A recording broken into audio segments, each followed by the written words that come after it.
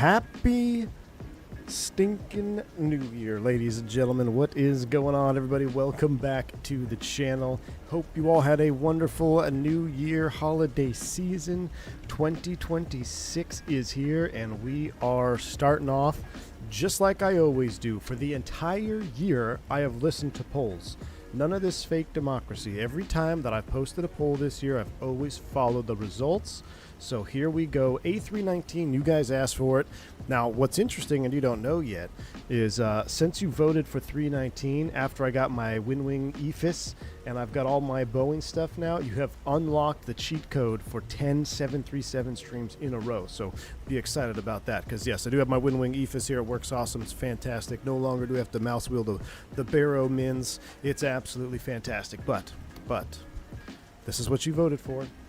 We're going Fenix A319. I probably forget all the stuff I need to do. I'm going to try my best to try to get back to doing some Airbus operations, but should be a fun one. We're taking the Pocket Rocket CFM 319 out of Jackson Hole. I know we're not going to LAX, but that's where it'll be the real route, but Portland's got some pretty low weather as well. So we're going to stick with the bad weather route today. We're going to go Jackson Hole, Portland. Should be a fun flight. I haven't touched an Airbus. Man, I don't even know. Does anybody know the last time we streamed an Airbus? Because probably the last time, probably several months ago. Yeah, so listen, it's going to be interesting. But it should be a fun flight nevertheless. Ali Sammy, good to see you, man. 33 months. Thanks for the support. Zippy Zapple, Happy New Year. Welcome in, buddy. Who are you and what have you done with V1? I don't know. Douglas in the house. How you doing, my man? Good to see you. Mr. Iceman. Chicago, Joe Plains, Tower Ray. What's up, my buddy? RP Gamers, Wrong Side Sim. What's up, man? Dude, I love your those first-person views with the meta glasses. That's pretty sick. Wrong Side Sims, the house. T-Tut Company is here. Good to see you, my man. Osco Stick, Turk Karen, the troll himself is here. AJ Funari, good to see you. Vodka's in the house. Nabil Hamdoui, hope you're driving safe, my man. Good to see you here, and many more. Welcome in. Let's not waste too much time, and let's just get right back into it, shall we? So, first things first. Wrong Side says, V1, don't you have FCU EFIS with the bus? Should get... Oh, you know what? Wrong side, I do. I had my mini FCU, but it stopped working because I couldn't update it properly, so I just Alt-F4 ripped it off. It's dead to me, man. But yeah, I had the not the WinWing. I had the mini FCU EFIS, which was great when it worked, but something got corrupted, I think, or I don't know, and it wouldn't update anymore, and it became more of a hassle than anything, and I don't care about Airbus anymore. It's all about the 737 now, chat. The 737 is the greatest of all time. However, the Fenix A320 series in Microsoft is the greatest of all time, so that's why we got the title today of Back in the GOAT. WinWing for life, yeah. Well, here's the thing, Wrong Side. To be honest with you, I didn't enjoy, when I went to Expo last year, the WinWing Airbus stuff, as far as the what is it called, EFIS and FCU on the bus, I didn't like. I felt like it was, I don't know, not as high quality. Maybe the colors were off. I know the colors definitely were off on the WinWing glare shield panel or whatever, but I don't know. I thought the Boeing one seemed like better quality, if I'm being completely honest with you. Maybe it was just the one that I messed with at Expo. So my mini FCU, by far, even though it's a smaller, downscaled version of the Airbus, it's very good. The buttons are almost just like the real thing. So the mini FCU is great, and in terms of realism and how the buttons tactilely feel, they're definitely superior. But yeah, I don't have any room for any more hardware. Wrong side. I don't have the space to be building 3 multi-simulator setups, and do full MetaVision glasses approaches. But it's pretty sweet, man. It's Kyle says I have both. I agree. The Boeing just feels better. Yeah, I don't know what it is, man. Well, maybe just the way they did it. So, all right. Have I tried a chance to chase plane? No, I am not doing chase plane. Not necessarily against chase plane. I'm just letting it sit. I'm gonna let it cook. Where's who is getting triggered by me saying the word cook? Someone in the Discord. Was it John? I'm gonna let chase plane cook for about 6 months before I possibly purchase it. I've seen too many issues with Sims crashing and WASMs and all that stuff. So I'm not against it, like I said, but I'm gonna let it get some updates and go through that process first. So, all right. Let's hop into the bus, shall we? I mean, the 319 Sharklets is pretty unmatched, huh? That is pretty dang good looking. Let's reset the drone cam. Let's hop into our airplane. Wow. What an absolute beautiful cockpit here. Sounds are all the way up. Guys, I feel lost. To be honest with you. I feel a wee bit lost. Let's get the sounds all the way up. There's one. There's 2. There comes the 3 green lights. ISIS is powering up. Bring the bird to life. Oh my goodness, the sounds of the Fenix. This is such a great Microsoft add. Listen to the, oh my gosh. The little detail in the sounds on this airplane is fantastic. Finally, a true 2024 airliner. None of that utter coffee nonsense. Oh, get out of here, Osco Stick. PMDG's goated, man. Now, I tell you what. After flying the wing, the level up, man, I almost wanted to do a level up stream this afternoon. We'll see. It's really nice out. I might take the boat out, even though my motor's got issues right now. I got to take it to a mechanic. Capable of 4,000 RPMs, and I might go fishing this afternoon because it's like 70 degrees today. This fall winter season in Texas has just been one of the most mild I think I've ever experienced. What happened to X-Plane being dead to me? Well, I got it reinstalled. I had to do a full reinstall, Captain Overspeed. You know, if you're new to the channel, things get dead to me very quickly, and they have a 50% chance of becoming alive again. X-Plane got alive again. Matter of fact, before the stream, I was updating the MD-11 textures and sound pack, so we'll see. Which Moza base? I have the Moza AB9 base here for the Airbus. Moza AB9. AB6 would be just fine. I have profiles pinned in the Discord. It's actually received multiple reviews from other bus drivers, and they say that it's pretty good. So we're happy with that. It's pinned in the Discord. Check it out. I got 2 versions, kind of an old version and then a Neo version of the profile in the Discord. So, all right, airplane's firing up. Wingnut's already getting ready to troll, so let me run through the overhead flow. And actually, let me not do that because then he'll be upset that I didn't go through that I went through the overhead flow before. So, super chat. Wingnut, thanks for the $2 super chat, man. Hope you feel bad. Don't text the X. Yes, indeed. Don't text the X. My goodness. Wingnut, thanks for the $2 super chat, man. Yes, indeed. I know. Look at this beautiful cockpit, though, right? I mean, didn't you crash the Airbus on stream, full flap sim? I think you crashed it on stream, didn't you? All right, here we go. Cruise supply oxygen's off. The ground control's on. CVR test. Man, this overhead just looks so much cleaner than the 7.3. Literally, guys, I have not looked at anything Airbus since I started prepping my 7.3 stuff. So, arm the emergency exit lights. Lights are out. Fault lights are normal. That's good. Battery electrical test will fail, but we're not even going to mess with that. Let's do engine fire test once. 2. And Turks is here, going to take the APU for me, because technically, can I still be a captain in the Airbus? All right, overhead looks good. Look at me, I'm getting ready to like do a left to right flow. I don't remember any of my flows here, chat. Let's go FMGC. I did update though, so that's good. Initialize init request. Let's go ahead and bring you back to FMGC. That looks good. Oh, I don't have the DCDU set up. I could have done Beyond ATC CPDLC, I think, right? Because doesn't CPDLC work with this now? And I'm pretty sure I set it up. I don't want panel states. I'm pretty sure I set it up. Should I try? Nah, that's all right. Let's go the old school way. Where's the integral lights? Let's get those up looking good. We're squawking 2,000. Magic barrel ref is set. All right.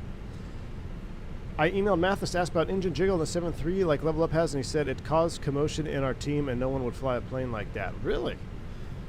No one wants to fly engine jiggle on the 7.3? Well, I mean, here's the thing. I don't remember ever seeing 7.3 engine jiggle. Not to say that I haven't, because we watch videos on YouTube. Next time I go on a 7.3, I'm going to take a video of the... man, the snow is coming down. I'm going to take a video of the engines just for myself, because I honestly don't remember. I do like it. I feel like the level up is just like it needs to be reduced about 10%. I think. But yes, the engine probably does move a little bit. Did I miss V1 going to 7.3 now? You sure did. You sure did, man. I'm in training right now for the 737. So, all right, let's go ahead and get this loading up here. Let's go ground ceviches. They're fine. I do have the engine fan heating on. We're gonna go ahead and load aircraft. We'll do. I'm doing 22 minutes. We'll do fast loading time. Let's call up, there's our flight plan. Let's go ahead and call up with Jeff here. Let's get the ATIS, see what's going on. Cost index 55. I don't know. Few clouds at 2,100. Ceiling 3,700 overcast. Temperature 01. Dew point -01. Altimeter 29er, 6. Landing and departing. Runway 19er. Okay. Numerous cranes in operation. 19 it is. Hole. Advise on initial contact. You have information, Oscar. Information, Oscar. Oscars. Let's call ground. Uh-oh, do I have this bound? I don't know if my push-to-talk is bound. We'll see. And then if it's not bound, I'll have Jeff give him a call. Where are we at? Jackson Hole? Jackson Hole ground. Good afternoon. American 357 information. Oscar. Clearance to Portland, please. I don't know if my mic is or push-to-talk is bound. If not, Jeff, give him a call for you, please. Speaking of Jeff Faviana, I want to mention something about something I did the other day. It was really fun. Jackson ground, American 357. Good afternoon. You do not have an IFR clearance yet. Please make a taxi request on the appropriate frequency. Who do you want me to call? Call him, Jeff. Let him know. 357. Ready to copy IFR clearance to Portland Airport. American 357, Jackson ground, cleared to Portland. Alpine 4 departure with the Idaho Falls transition, then as filed. Climb via SID, except maintain 15,000. Departure frequency 133.25. Jeez. 615 tree. Cleared to Portland. Alpine 4 departure with the Idaho Falls transition, then as filed. Climb via SID, except maintain 15,000. Departure frequency 133.25. Squawk 6153. American 357. Does my Bravo not work with that anymore? That's unfortunate. My Bravo used to do the SCU up there. Pushback or engine start. All right, we're going up to 15,000, 6153. 6153 is set. All aircraft be advised, information popping out. We'll turn him down. We don't need that anymore. Who do we got there? Lolder Pilot, thank you for the 43 months of support. Happy New Year. Will you be right seat in the 7-3? You betcha, man. You betcha. They demoted me all the way to the left, to the right seat. So starting from the bottom, now we're here. We started from the left, and now we're going to the right. It's okay. Going into Portland today, let's finish out the flight plan. We pulled in our PDC. The arrival is going to be 10 left on the hood, allegedly. So let's go ahead, 10 left, hood 5. And the transition, I didn't have time to send it to my iPad. JORAD. We'll insert that. That looks good. No discos in there. Secondary flight plan, this will be interesting. We're going to load up K-Jack to K-Jack. I'm not sure in this condition if we'd come right back here, but we've got it set up. Condition, secondary, arrival. We'll come right back to the ILS Zulu 19er. Secondary perf data. What do we got for Barrow Mins right now? It's 6440. Let's call it 6680. Nope. Yeah, 60. Let's go 6640 in the Barrow Mins for that. Winds pretty much null. We'll calm them down. Temperature is 1 degree. And the altimeter, now this is also interesting, 29907. You know, I know they simulate fan blade icing. I've actually had the airplane sitting on the ground for almost an hour now because I loaded in, then I decided I was going to go get coffee. I was on the fence if I should get coffee or not. But I ended up getting coffee, so the airplane is probably pretty iced up, which we can't do de-icing, which is suboptimal, but we shall see here. All right, that's set up. We're loading. Let's go ahead and get the APU fired up. How's the fueling? It is completed. 14,000 pounds on board. Fuel tank pumps are coming on. Seatbelt sign is on. APU master, and give it one more second. There we go. Start her up. Jax is too nice of an airport to be using default. This isn't. This is, I don't have default, or is my default installed? I used to have a scenery here. Why did my scenery go away? I'm pretty sure this isn't default. Can't wait for Fenix to fix the pitch attitude higher than it should. See him Belight. I haven't flown this 319 in so long. Is there issues with this one? I know this used to be the Slammer bird. Fire Flyer 1002. What's up, my man? Thanks you for the 37 months of support. New year, new podcast? Yes. More on that later, but yes, indeed. Good news is he probably already has 200 pilots below him on the seniority list. That's just furlough fodder builds fast. I know. That's what I'm hoping for. I see 7 more going to my base on the class drop today, which is good. Got to build that furlough fodder. Technically, I'm furlough fodder to you.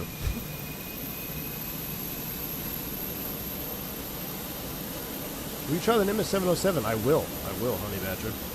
Man, APU sounded good, though, didn't it? All right, APU is up and running. We'll start the chrono for 3 minutes. We'll get constraints on. We're waiting for the IRS to finish its alignment. I did put them in a line, right? I did. Block fuel, we'll throw that on board. 14-0. That goes here. We'll wait for our 0 fuel weights to update. We'll pull out some charts. I may have to resync this. Aircraft loaded, dismiss. Send these numbers to the McDo. Perf takeoff, 19. Wet. Flap config optimum. Force toga, yes. Anti-ice engine. Sync load sheet final. Sync live calculate. What are they going to give us here? No takeoff could be found. Ooh.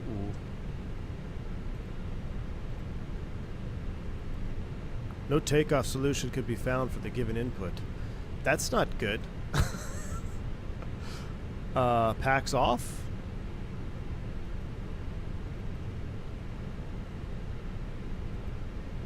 Ruh-roh.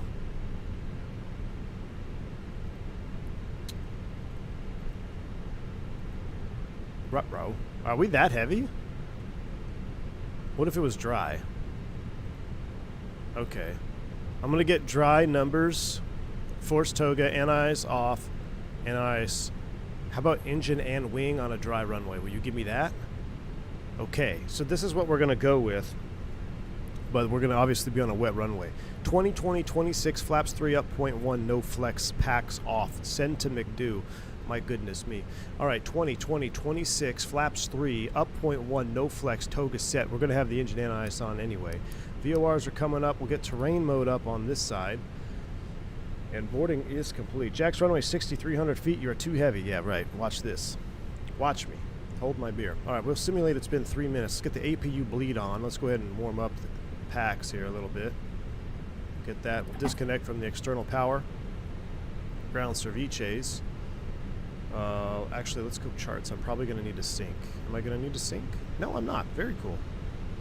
All right, departure is Alpine 4.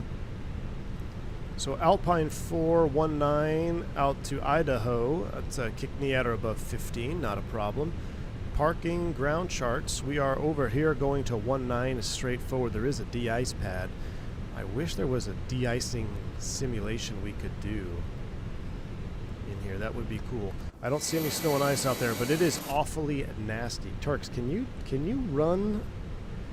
This is gonna sound really bad. Can you run wing anti-ice on the ground in this 319? I don't think you can.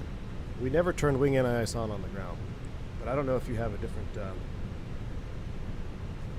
procedure. Turk says, check company charts. I will. Let me pull that out right now real quick before we blast off and push back. We don't want to go off the end of the runway on this one here. So let me pull out the company charts for Jack Hole here. I'm pretty sure. Let's see, Jackson Hole to Portland. Yeah, in-flight only. Okay, so listen, my brain is Boeing now, man. My brain is Boeing. All right, Jackson Hole departures. Departure emphasis. Emphasis items: mountainous terrain in the vicinity of airport. Check minimum IFR altitudes. Caution if tower is closed, you're screwed. Gate departure clearance. Contact ground before pushback. Will do. A319 engine start. Spurious engine fault can result from automatic engine starts due to high field elevation. Consider a manual engine start. Yeah, let's do that. I don't remember how to do it. I'll try to do it from memory. We'll do a manual engine start. Let's see, restrictions, tailwind takeoff prohibitive, 319. Ooh, thrust reduction, interesting. So we've got 319 perf page set up here. Thrust reduction altitude is 8451. So we're going to adjust you 8451. Acceleration altitude is 9451.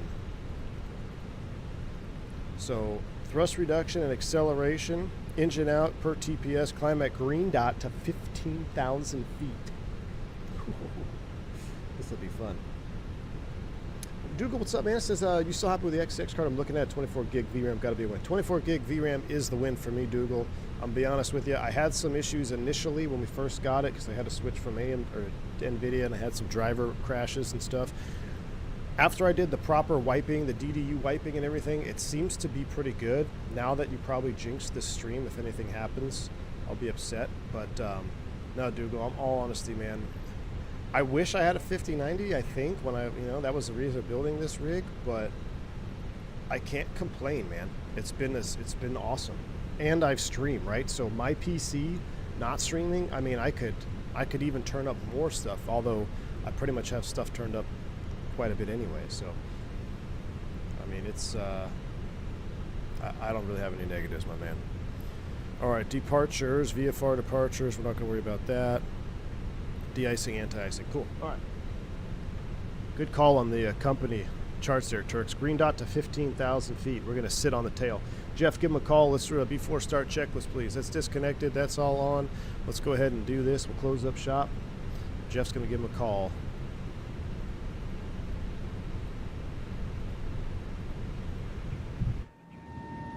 Approved, face west. Pushback approved. Face west. American 357. All right. TARA is coming on. I don't remember how to do the transponder. We'll just turn it all on. All right, let's go ahead. Face west. We're not going to face west because we're going to actually face the direction we're going to taxi. So let's go ahead and start the pushback.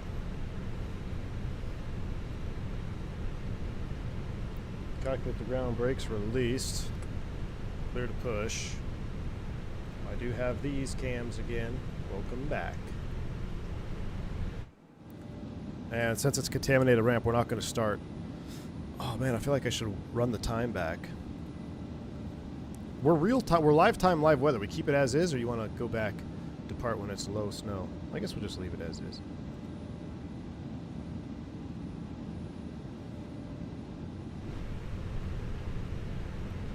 Ah, that's a European arrows. They go opposite. Left is right, right is left.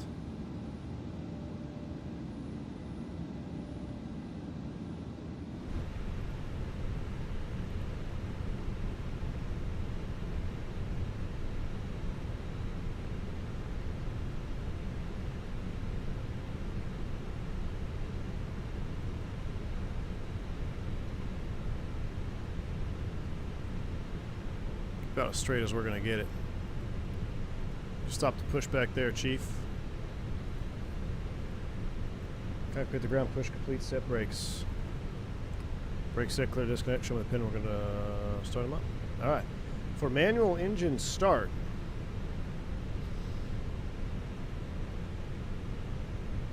we're going to move the ignition start switch into ignition. That's going to bring up our stuff, and we're going to go ahead and select engine 1. Starting engine 1.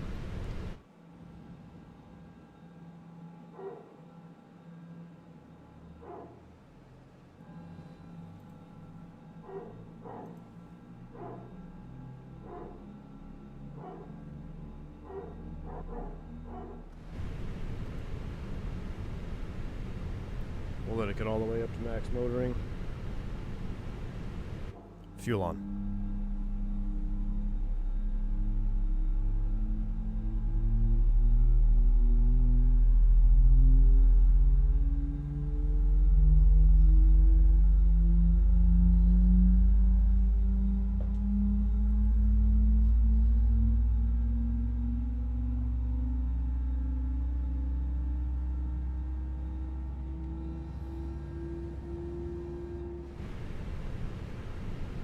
Man, these CFMs start fast.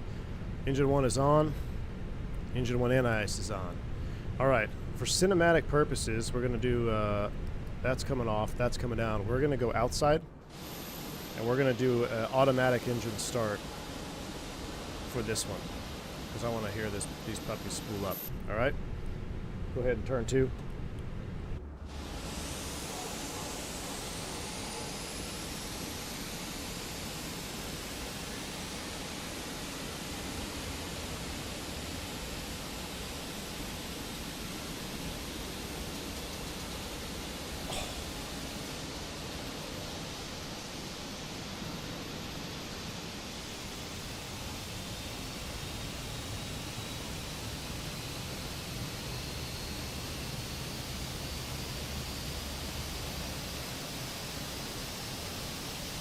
Actually, that's kind of mid. Way better.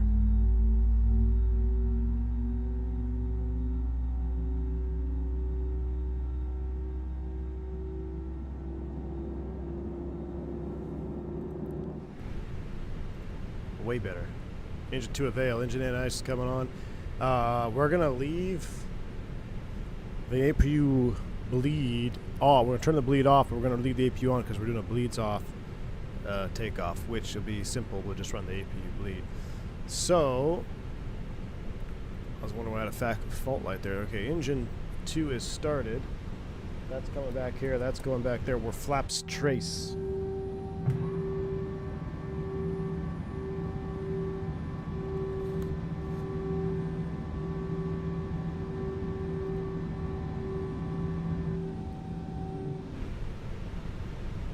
Packs off, bleeds off? No, that's a Boeing thing. We're going packs off, which is just the, what's it called? APU bleed. Flight controls are checked. We're going to do it from inside here, too. We're going to do a full flight control. Full up. Full down. Neutral. Full left. Full right. Neutral. Rudder. Close enough, left and right. Let's make sure it was 1 degree up. It was. Flaps 1. All right, let's go ahead and call him, Jeff. Let's get out of here. American 357, request taxi to the active. Yeah, we did get the clickety-clackety. It's pretty nice. Runway 19er, taxi at pilot's discretion.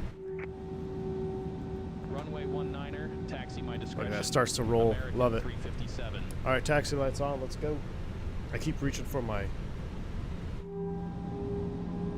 Boeing levers. I'm going to have to disconnect those.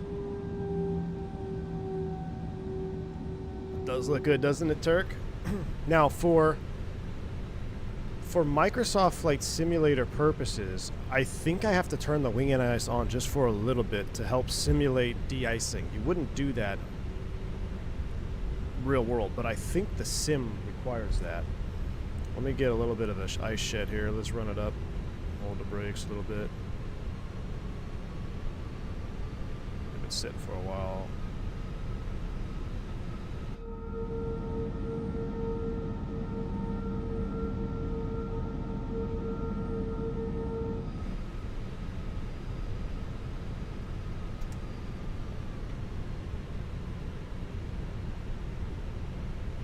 I forget how nice this thing taxis with a tiller. Oh my word, this is real life. I mean, yeah. Don't text the X-Wing that said it best. The Fenix is so good, guys. It's so good. The screens. I mean, there's something about the reflection that it just is real. It looks more real than the actual thing. All right, let's go ahead and do our flow there, Turks. Max takeoff config checked. Let's go on auto. We're TARA. That's auto and auto. We're waiting on the flight attendants. We'll do a forward call there. Look at it run away on the ground. I absolutely love it. We want to keep our speed down though because we're on contaminated taxiway. Wow, we're going to be taking off into that. Climb out of it. Man, I kind of wish it was still snowing for our takeoff roll. Wing and ice on the ground for sim purposes, Turk, because what happens when you have GSX de-icing, all it does is turn on your aircraft's anti and de-ice systems. It turns all of them on. That's what happens in the sim when you do GSX ground de-icing. So you would not do this real world, but I'm doing it so we can get off the runway. I'm going to turn it off before takeoff. In the real airplane, I don't think it would actually run on the ground, would it? I forget. I don't want to. I can't bring my mind back. My mind back. I think you can do the self-test on the ground, right? Turks. What is the Turks? What happens if you turn the wing anti-ice on the ground? Does it actually work? For some reason in my brain, I'm thinking it's inhibited, but I might be starting to cross-reference the Boeing stuff now. Wrong side. We just did one at 40. We should be good till we get to the end of the runway here, and then we'll do another one. So ice shedding procedure. You can do it when you line up as well. Matter of fact, you're supposed to. So we just did one after pushback and start. We'll do one here when we line up. 075 American 357.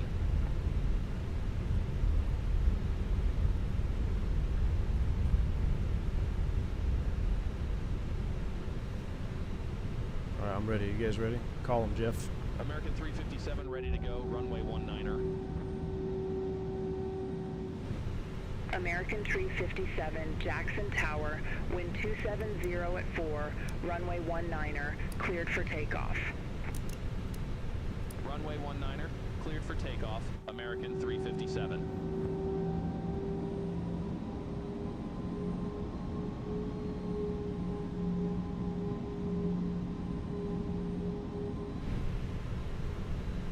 All right, we're cleared to go. We'll line it up and then we'll do a we'll shed them here on 19. Max available runway. We'll hold the brakes. Full toga. Packs are off. Welcome back to the bus. Reset the chrono here.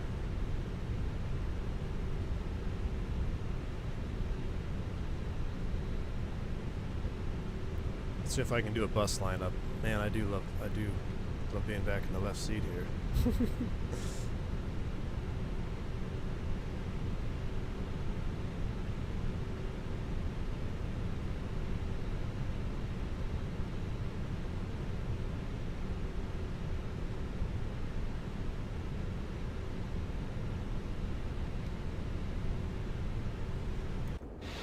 Not bad.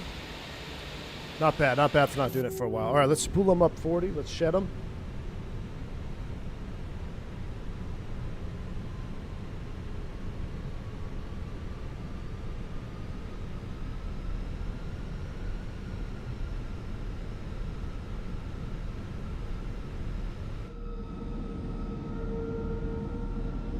Yoga's in chat. Nose forward on the stick. Let's go.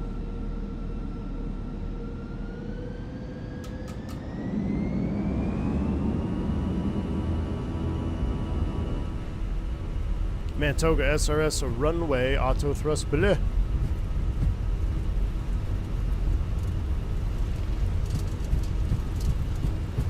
$80.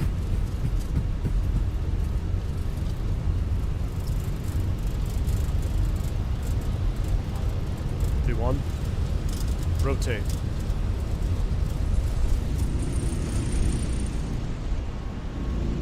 Positive rate. Gear up. Fly with.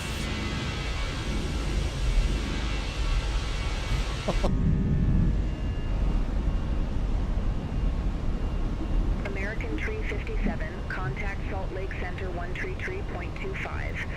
Remember our acceleration altitude is 80 something. 8450. Salt Lake Center, American 357, good day, 7,800. American 357, Rocketing. Salt Lake Center, radar contact, climb, maintain flight level 190. 8450, lever climb, here we go. Climb, maintain flight level 190, American 357.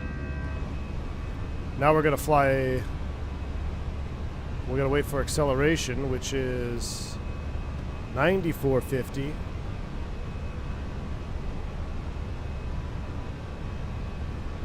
There's F speed, flaps 1.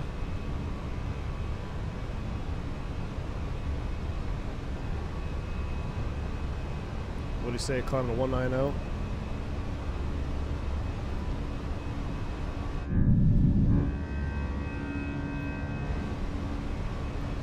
We got to get S speed, right, to get above green dot.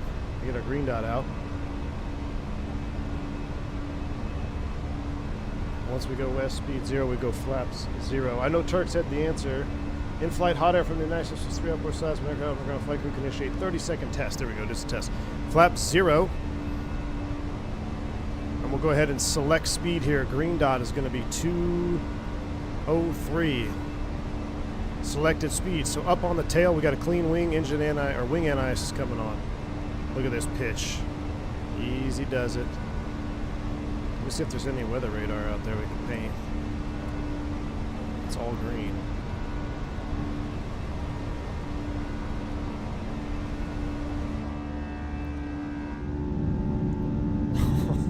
The CFMs are growling.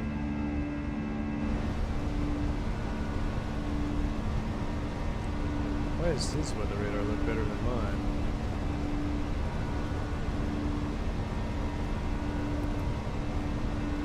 Keep terrain mode up on this side. My goodness.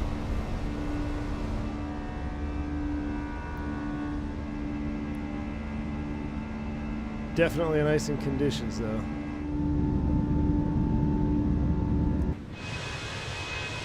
Oh, there's a rainbow from the thumbnail.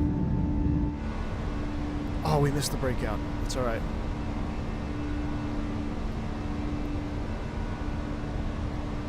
Welcome back to Microsoft. Jungly Sim, how's it going, buddy? How you been, man? Happy New Year, dude. I saw your New Year's roast, man. It looks fantastic.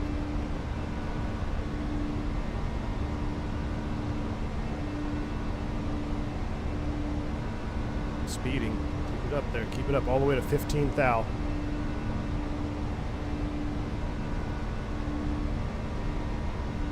All right, here's 15,000. We'll manage the speed. Now we can lower the nose. Center, Delta 1277. Good day, flight level 228. We're out of the active icing. We'll turn the wing off for now. Delta 1277, Salt Lake Center. We're still not 10,000 feet above field, are we? 1640. We've got another 1,000 feet to go here.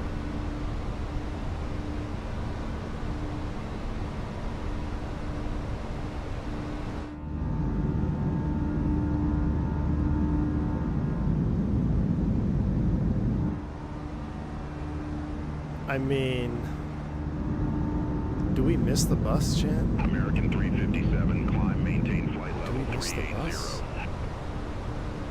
Climb, maintain flight level. All right, 380. Here comes 16 thou. Let's go ahead and get the retracts retracted. Do you do a sterile call at 10? I don't know. I got to do Boeing procedures now on an Airbus. And we are pretty much completely out of all engine or all icing conditions. Get through these clouds here. It says no ice detected. So yeah, let's get some perf back. Oh, APU. I do after takeoff checklist.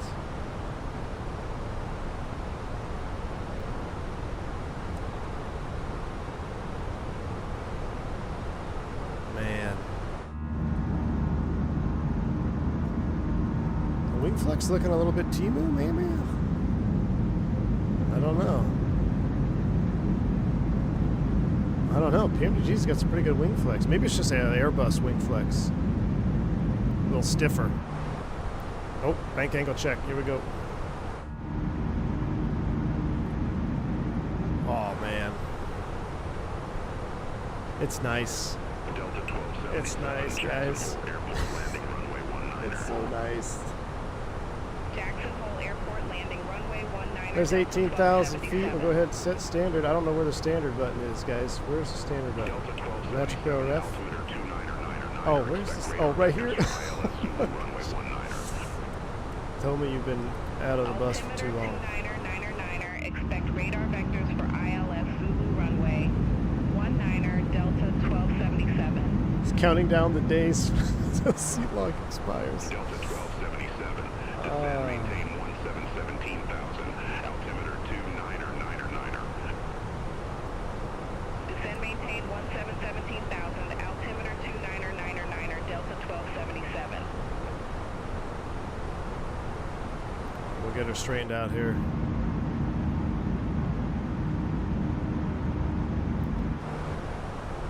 I mean, if you're using a side stick, are you actually flying? I'm just trolling. Look at this. I mean, the 319 with sharklets is pretty dang good looking. Let's get around the course here. We'll gauge the autopilot. It's just a phase bomb. It's so easy. American 357, contact Guys, Salt it's Lake so Center, easy. 132.4. Have a good one. It's so easy to be back in the bus. Center Look, I'm just making little minor American inputs. 357.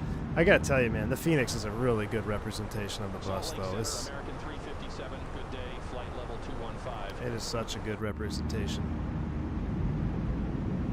When American you got the proper 357, hardware, you know, Salt with the Lake AB9, AB6.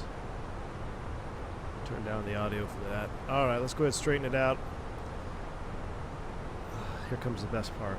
Autopilot on. Tray tables out. Let's move the seat back. Oh, I'm gonna miss that sound.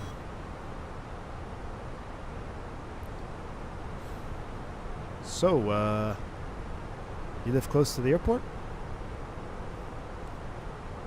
My goodness. Did we get the rest of our lights? We did. Alright, let's go to full screen cam. What sight stick do you use on your EB9? Glufu. This is the Flight Sim Projects V2 with a hat switch. So this came out relatively late last year in the fall, I believe, is when I first got it. So this one has the hat switch on it. I gave my V1 or my AB9 V1 version 1 with no hat switch to XP72, so he's rocking that one. I have this one on here. FSprojects kind enough to send it to me, and actually they sent it to me about a month out before they wanted me to show it on camera to actually test it, make sure the buttons held up and everything. It's super high quality. Flights and Projects, they put out really high quality sticks. Matter of fact, if the stick doesn't meet their standards, they won't sell it. But they won't sell it for a normal price. They'll list them as like defect sticks or whatever, and people will get them much faster because they don't keep them on the shelf. You know, they're made to order, but some of the ones that have little defects in them, they stockpile them, and then if you want one that has a possible defect, you can get it much sooner. But yeah, FSprojects side stick, probably the most robust piece of hardware that I have. It's phenomenal. I've been using it since the early days of the channel. Never had an issue. Why are my lights still on? My goodness, out of 18,000 feet. You know what else? I don't know if anybody caught it when we started taxiing and I thought forward was on. These were all off. Our beacon was off, or that, because in the 7.3, everything forward is on. Now you can make this panel customized for airliners, for airlines rather, and you can have them where the switches are reversed. But this is the true Airbus way, where back was on. But there are some airlines that actually have them flipped, so you can push them forward for fleet commonality. But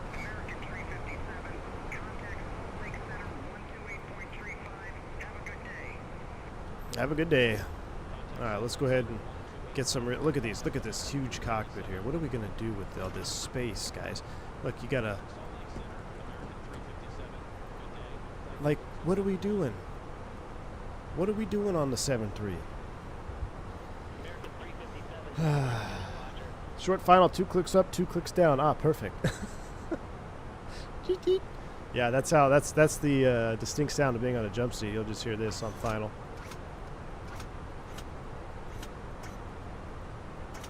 Wait, does I was gonna say, I wonder if the person actually moves.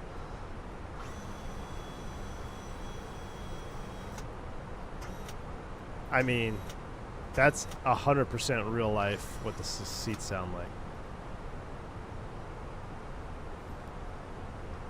There she is in all her glory. Look at that thing. Whoa! Look at that view. Screenshot. That'll be the next thumbnail. The switches in my new flat are switched. 28 years of switching up and up. Now it's on. Really? Nice. Man, 95% of our fleet is forward down, 5% is back for on. Interesting. Got a mixed. Very cool. Perfect cockpit for a game of Risk. I know it, right? Chaos, how you been, man? It's been a long time since I've seen you around, at least around the stream, seen you in the Discord. Hope you had a happy new year, man. We might have to get back on the old fly-by-wire. Is the fly-by-wire cooking in 2024? Fly-by-wire 320 Neo? 380 perhaps? Maybe we should fly a 380. What's your opinion on the VNAV update by Fenix? They say it's not good. Listen, I would rather have realistic systems and 100% accurate sounds and the wonderfully handling airplane and have a little VNAV that's less 100% accurate. So it never bothered me, but I guess it really triggered some people. I know it does things wrong, but every time I flew the Fenix bus, listen, let me go back. Every time I flew the real world Airbus on the airplane for 10 years, every airplane's got its quirks, man. Some were terrible at VNAV. I've seen multiple software renditions of VNAV from EIS-1 to FMS-2, FMS-2H2 with the Honeywell thing, and then the latching came about late. Every one of them, not every one, but there were ones in the fleet that had quirks. Some would just be fast. Some flights you would just be fast on the descent, whether it was the winds, the environmentals, or the lake descent. So I never flew the Fenix in the sim and saw something so glaringly wrong in VNAV. I just saw, okay, well, it's being fast. There was a time there when the Fenix was always slow. You remember that? Where the Fenix would always hang on the slow side of the descent window, which that one was the most eye-catching to me, because in reality it's almost the other way around. It's like you're almost, if you're going to err on one side in VNAV and the Airbus, you're probably going to end up being fast. But when Fenix had that, where it was always really slow in the descent profile, that to me I saw that was an issue. But then they redid the VNAV one time, and it seemed much better. Like I said, I've never had an issue where it's like, oh, this is so unrealistic. Now, obviously, they have identified issues with it, and they're working on a fix for it, but it's not going to make or break what I think about the Fenix one iota, either good or bad. Like, I could really care less about the VNAV and the CEOs. I wish they would spend all that time and put that into the DEOs, to be honest with you. But there are sticklers out there that just want to rant on something because it didn't do exactly what the book said it would do. Newsflash, airplanes don't do what the book says it's going to do all the time. Matter of fact, short of it being a brand new airplane, and sometimes even the brand new airplanes, I've been fortunate enough to fly brand new airplanes. First day on line service, I flew with NEOs, and they would have issues. Matter of fact, the newest ones tend to be the worst ones, because they haven't figured out what's broken yet. But you just have to be ahead of it. Like, if the descent is always going to, if you're fine, like, I think the biggest complaint now is people are saying you end up high, right? So first off, are you putting in the winds? What is the cost index? When are you starting down? So if you're consistently high in the airplane, and I think if my memory serves me right, it's been a long time since we flew the Fenix 319, but I think it does tend to be high. Start down a little bit earlier.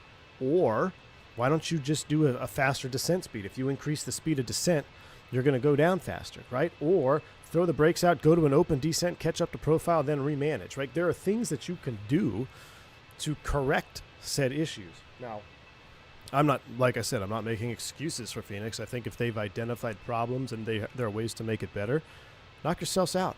But I'm not going to notice it. I don't even notice it. I just notice you guys in the chat always want to come in and complain about something. So, but yeah, I'd be curious to see what happens when they change it. I think the 319 is fast, right? You guys maybe can let me know, but I think the 319 ends up high. Turk says, you end up saying, what is it doing now about once a week with the actual Airbus? Very true.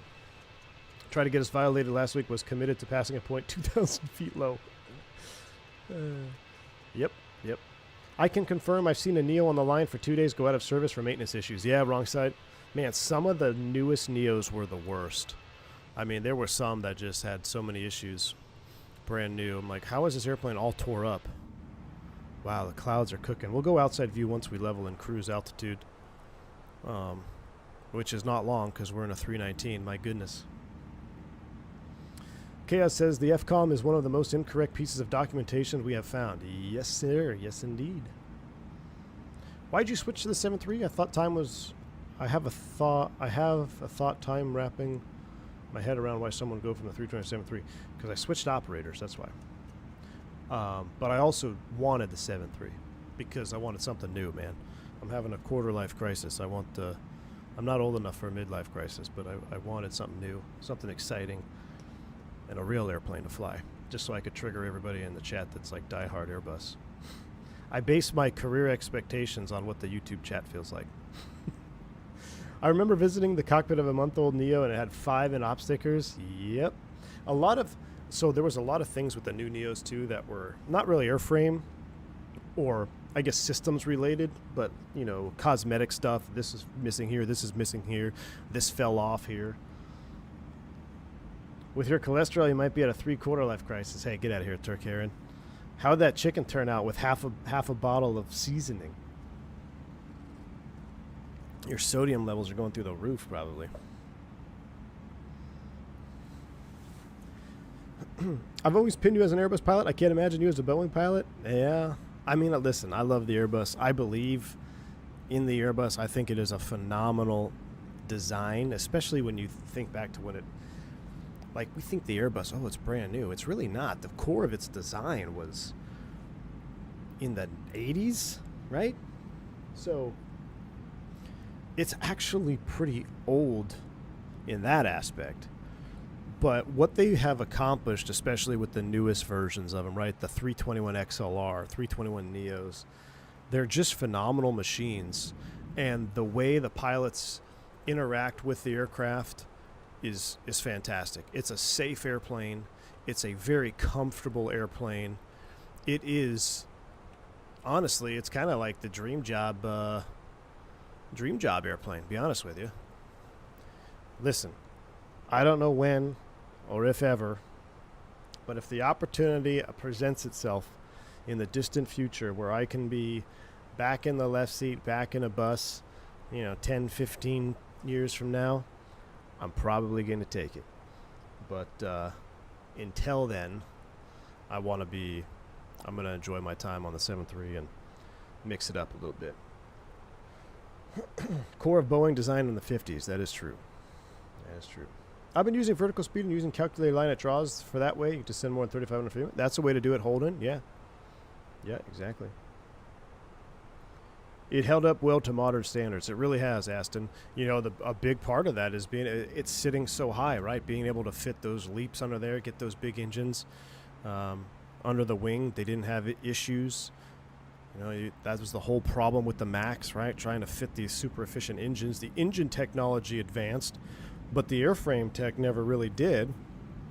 So I think Boeing, I really believe that if Boeing would have stuck with the NMA, narrow mid-size aircraft or whatever it was supposed to be, they probably would have either stayed neck and neck or come out ahead long term. But the choice they made to stick with the 7.3 and force those engines on there, I think that ultimately was the biggest problem with Boeing. So, but I mean, the other thing is, what the fact that they could. Not just engines, but if you look at the Neo and you look at how it's, I don't want to say it's replacing the 7.5, but that 321 XLR, the fact that that's a narrow body Airbus at its core and it's doing those missions that it's starting to do now, that's pretty incredible. Vodka's correct, though. He'd switch to 340 if it was domestic routes less than 3 hours. Yes. The Airbus was made future-proof. The 7.3 seems to play catch-up. Yep. Yeah, Victor, I agree. Being on an Airbus is much more comfortable. Much more comfortable as a passenger.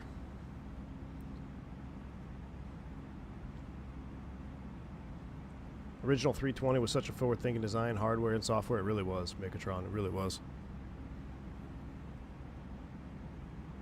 How much less fuel does XLR burn to the 7.5? A lot, Oscar Stick. A lot. That's really what the 7.5 is dealing with, is why it's being phased out, is because it's just it burns so much gas. Imagine if you had an engine between the Gen X and the Pratt & Whitney that was super efficient on a 7.5. But how are you going to make... The thing with the 7.5 is it was really designed for a niche market that it's almost like it's trying to make a comeback, but it's not, where you have narrow body, medium to long haul flights that can go into these airports that are very either terrain limited or there's performance issues. The 7.5 was able to tackle that no problem, but now I think airlines are pulling back and like, well, let's just stay on the side of fuel and go here instead and take a Neo. Boeing's biggest blunder was to rely on a single system redundancy. Yep, it was. Well, their biggest blunder was to be money hungry. West 3880, contact Salt Lake Center 132.4, see you. Center on 132.4. Where Boeing has done a great job is the triple. Yeah, the triple is pretty nice. I gotta say, the triple does look pretty nice. But I think the 350 surpasses both Boeing wide bodies, with the triple and the 7.8. I think the 350 is just, in terms of looks and performance, looks incredible. The 777X, which will never release, seems like a good thought, but I don't know. Biggest advancement in XLR is the addition of foot heaters. No more frozen toes. Now that is awesome, Turks. That is awesome. No foot warmers in the 7.3. I think there is foot air, but I don't know if I don't think it works the same. All right, let's put KPDX up in here. 400 miles to go. Wow. Just vibe out on this view for a minute, then we'll go outside. Did I see the Bama game? I did. I watched them all yesterday. Some good football. Freaking Miami Hurricanes are going to win it all. I think Miami's going to win it all. It's going to be, I hope I can get Miami and Indiana. That'll be sweet.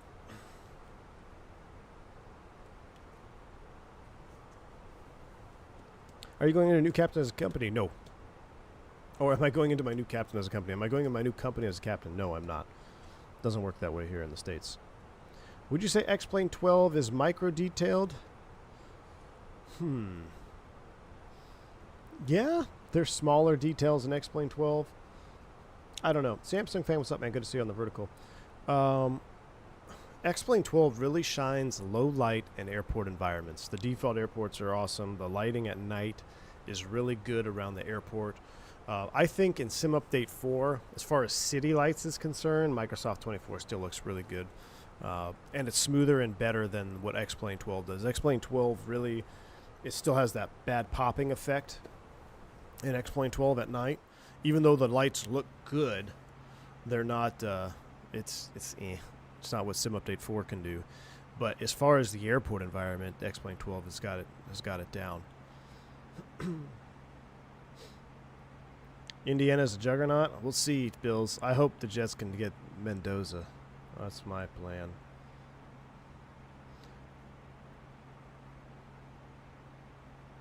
I can't bring myself to reinstall X-Plane. Dougal, I know, man. It's not... I think X-Plane 12, if you really want an MD-11, that's a lot of fun to fly. If you want the 74200... Those are really the only reasons, now that we got the PMDG and Microsoft, those are really the only reasons I can think of, unless there's another airplane that you really like that's only an X-Plane 12. I can't bring myself to fly X-Plane 12, an Airbus, or a Citation 10. I can't, no. If I'm going to fly X-Plane 12, it's either for us to check out the level up, which I thought was pretty fun, checking it up. But then the maintenance on it, Dougal, like you just said, like the maintenance on X-Plane 12, plug in this, plug in that. If you got the time for it, hey, more power to you. Enjoy it. I don't want to make the time for it, and I don't have the time for it. So, whoo-wee, look at this. My goodness. Mendoza's going to Vegas. It's very possible, T-Tut Company. I'm hoping the Jets will do whatever they have to do. Make them an offer they can't refuse. And I mean, the Jets have got all the picks in the world, so I'd hate to see them go. I hope, I mean, maybe they can. I mean, you still got Dante Williams is pretty good. But I think Mendoza, the thing with Mendoza, he's got the size. You going to fly the TFDI? Yes, absolutely, Sandman. That's really one of the only other reasons, like I mentioned, right? You got the Felis and the MD-11 and X-Plane 12. Once TFDI drops the MD-11 in 2024, then I'll be able to check it out, and I'll probably fly that more, because I do love tri-holders, man. I really love the tri-holders. But by the end of 2026, it's possible that Microsoft drives the final nail in the coffin for X-Plane 12, because you have the potential. I'm not saying this is all going to happen, but imagine this world. Microsoft Flight Simulator 2024, the year of 2026, we have all of the 737 NGs. We have a 747 Classic, possibly a 747-400. We have an L1011, and we have an MD-11, and a Fokker F-28 F-100, or excuse me, F-70 F-100 from Just Flight.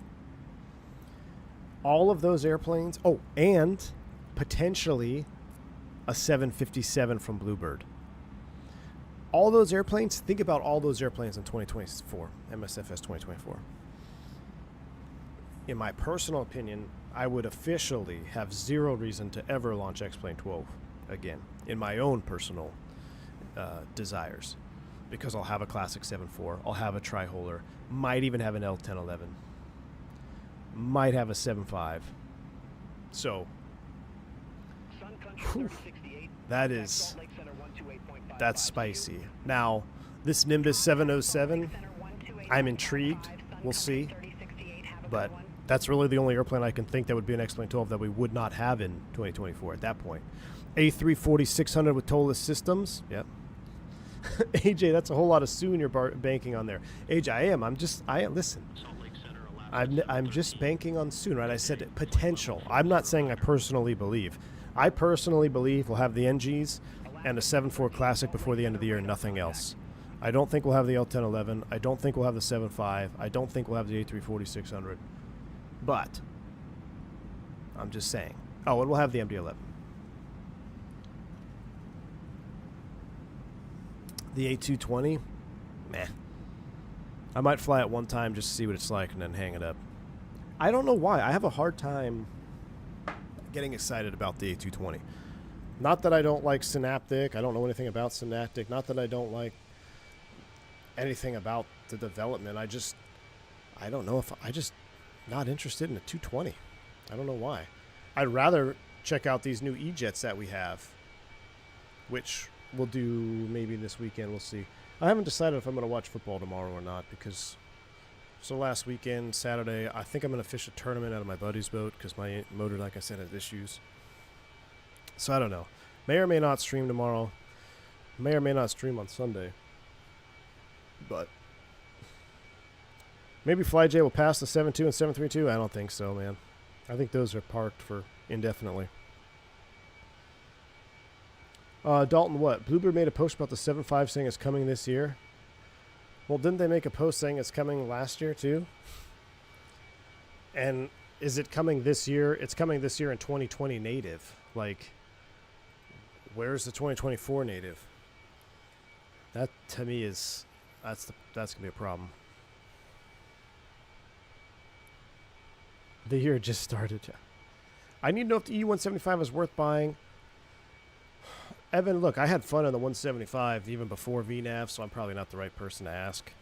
I enjoyed the sounds. I enjoyed the flight model. I enjoyed flying them before VNAV. I haven't flown them post VNAV update. From what I saw, it looks like there might be some other issues that arose that didn't really exist prior to this update. But we'll take a look at them, like I said, this coming weekend or this week, perhaps. Talk about racking my brain. I don't know, though. I mean, I put an asterisk by that one. I may just stick. This is my last week. I go back to training on the 9th. So I've got 7 days. And you can imagine we're going to be 7.3 heavy. Also, I've got my Wing EFIS, which is spicy. Can I fly the PC-12 or King Air and X-Plane? I don't... Richard, the thing is, I'm not interested in investing in X-Plane 12 right now. Anything that I have in X-Plane 12 is either stuff that I've already owned or it's freeware. And I'd have to buy both the PC-12 and the King Air, and I'm not going to fly them enough to justify buying those airplanes in X-Plane 12. I know they're good. I enjoyed the King Air back at X-Plane 11. I thought it was a great rendition. Observation rides. I got to do those. Well, I can't do those until 10 days after ground, Turks. So I thought about those. I'd rather just go do an observation ride this week, but you can't do it until after ground school starts for 10 days or whatever. I guess you're supposed to go do it on one of your 48-hour breaks, which I don't understand. I don't know why I can't just go do them now. I'd much rather just go knock them out this week. I know my flows. Been doing my systems practice tests. I didn't have a good test this morning. I got like a 70. Apparently I need more study on the warning systems. But Salt Lake Center, Delta 2764, flight level 259. I do wonder what will happen to 24 in a year or two. Microsoft 2026. Delta 2764, Salt Lake Center, radar contact. Turks, that's what they told us. Because guys were asking the question, well, if I commute in, can I count that as an observation ride? They're like, no, it has to be after, I think it's after the first week of ground. Then you're eligible to do your observation ride. They don't want you to do them before then. So, yeah, I know for a fact. It's either the first week or 10 days. I'll have to double check. But I know for a fact that that's what it is now. I don't know when they changed it. But, yeah, I think it's kind of lame because there's so many more opportunities to go now. Is the native 7.5 for 24 being worked on and released? Delta fan. That's what they said, right? They're being worked on and released after the initial 7.5, right?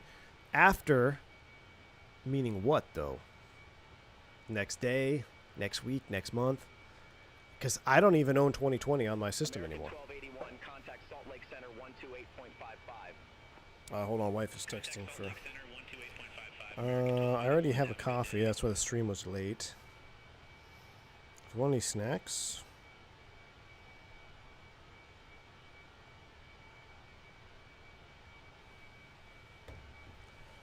How does the 319 versus the 320 fly specifically on landings? Very similar, Adrian. Very similar. The 319, in my opinion, a light 319 was always the hardest one to get a real smooth landing on. When do they let you start flying the plane in a sim? Well, day one I have the, it's not full motion sim, but it's like the cockpit trainer sims. I don't know, man. They have so many codes. That's another thing. There's like VFD, and then there's something else. What are they called? I have to look them up since Turks is here. American 357, contact Salt Lake Center 128.05. Contact Salt Lake Center 128.05, American 350. Asking the right questions about bluebirds. You should get them on Q&A similar to... You know what, Dalton? I would love to. I'm going to do... I think Just Flight is next. I mean, I'll do whoever's available. But I've been in contact with Just Flight, so I'm going to interview them. I would love to do... is it Sherwin from Bluebird? I'd love to do him as well. Heck, I'd like to get someone from Indie Builds, too. Talk about the L10. Trying to load into my TMS for Turks. Oh, Amir for sure. Half day in classroom, half day in fixed base for the first 2 weeks. Okay, that's what I was looking for. Yeah, so I don't even know what VFD, virtual flight device, perhaps? PT, what's PT? Physical training, and VPT, virtual physical training. Then I have ESV, English Second Victories. I mean, why can't they just say sim ground? Sim ground. IPT. Not sure what IPT is. Is there an acronym list for all this stuff? But yeah, day one starts on the 10th for me, actually, at noon. I have VFD at noon, and then I have PT at 4:45. That's an 8-hour day. That's a long day. 8-hour days all day, all week. Yeah, then the next day is at 9 a.m. Oof. And then the next day is 5 a.m. Oof. A couple of 5 a.m.s in there.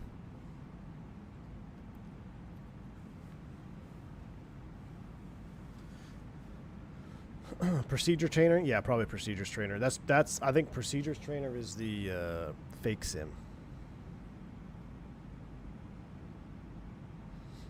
Please no any builds, Sir Karen. Come on now.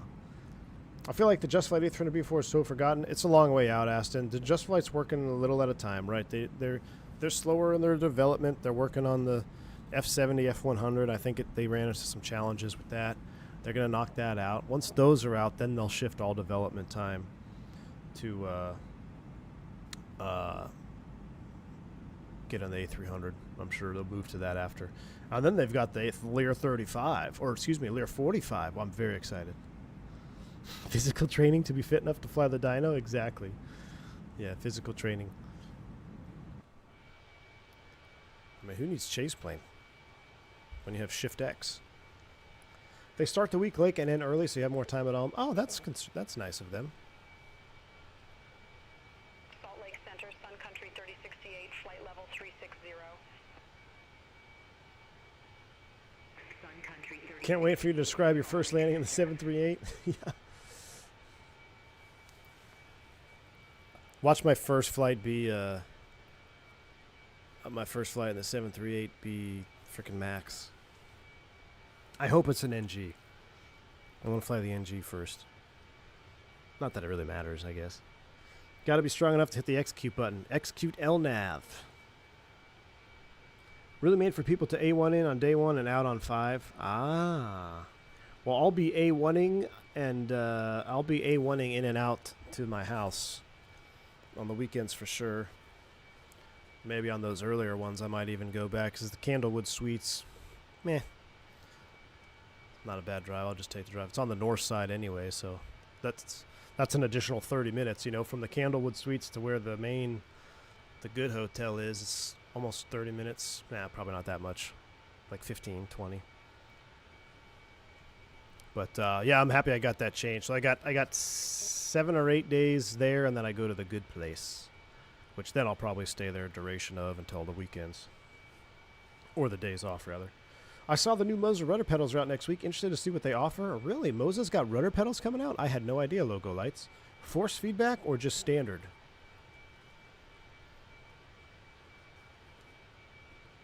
You're gonna grease the first one, then after that, smashers for a while. Probably. That sounds about right, Vodka. It's going to go one of two ways. Exactly like you said, grease the first one, smash the rest. Or just smash them all until I learn when to flare. Those are really the only options. Do they start you off on smaller planes and work up? No. No, you fly what you're awarded. Ooh, man. Got some high overcast today. I wish there was like a slow pan. I need a slow pan for the drone view.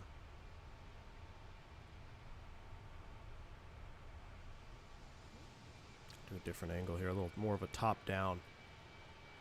Really see that wingspan. I will say this: contrails in in X-Plane 12 are better than the Fenix contrails. The level up contrails in X-Plane 12 were really good. I'd buy flight force feedback rudders for GA. Yes, they are. Yeah, I don't think force feedback rudders are necessary until unless you're doing a heavy GA training. I think heavy GA, VMC demoing and stuff like that, then it might be better. I could be totally wrong because I've never used force feedback pedals, but I mean, as far as the Airbus is concerned, there's really no force that you ever feel in the pedals. It's always the same amount of force. So for tube liners, I mean, I don't see the huge benefit of that. You know, the MFG crosswinds, you can get the pedals that you want, like the actual physical pedals plates, and then have the dampener cranked up, have the spring tension torqued up, and you'll be good to go.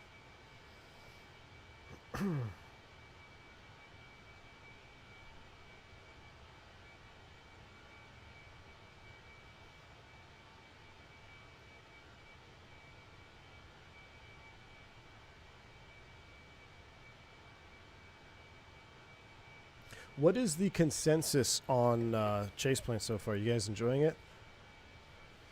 Helicopters, Iglufu. So Iglufu, yes, I've been flying. Here's my dirty pleasure. Is the engines too loud in this view? I feel like they're kind of loud, but it might just be my headset.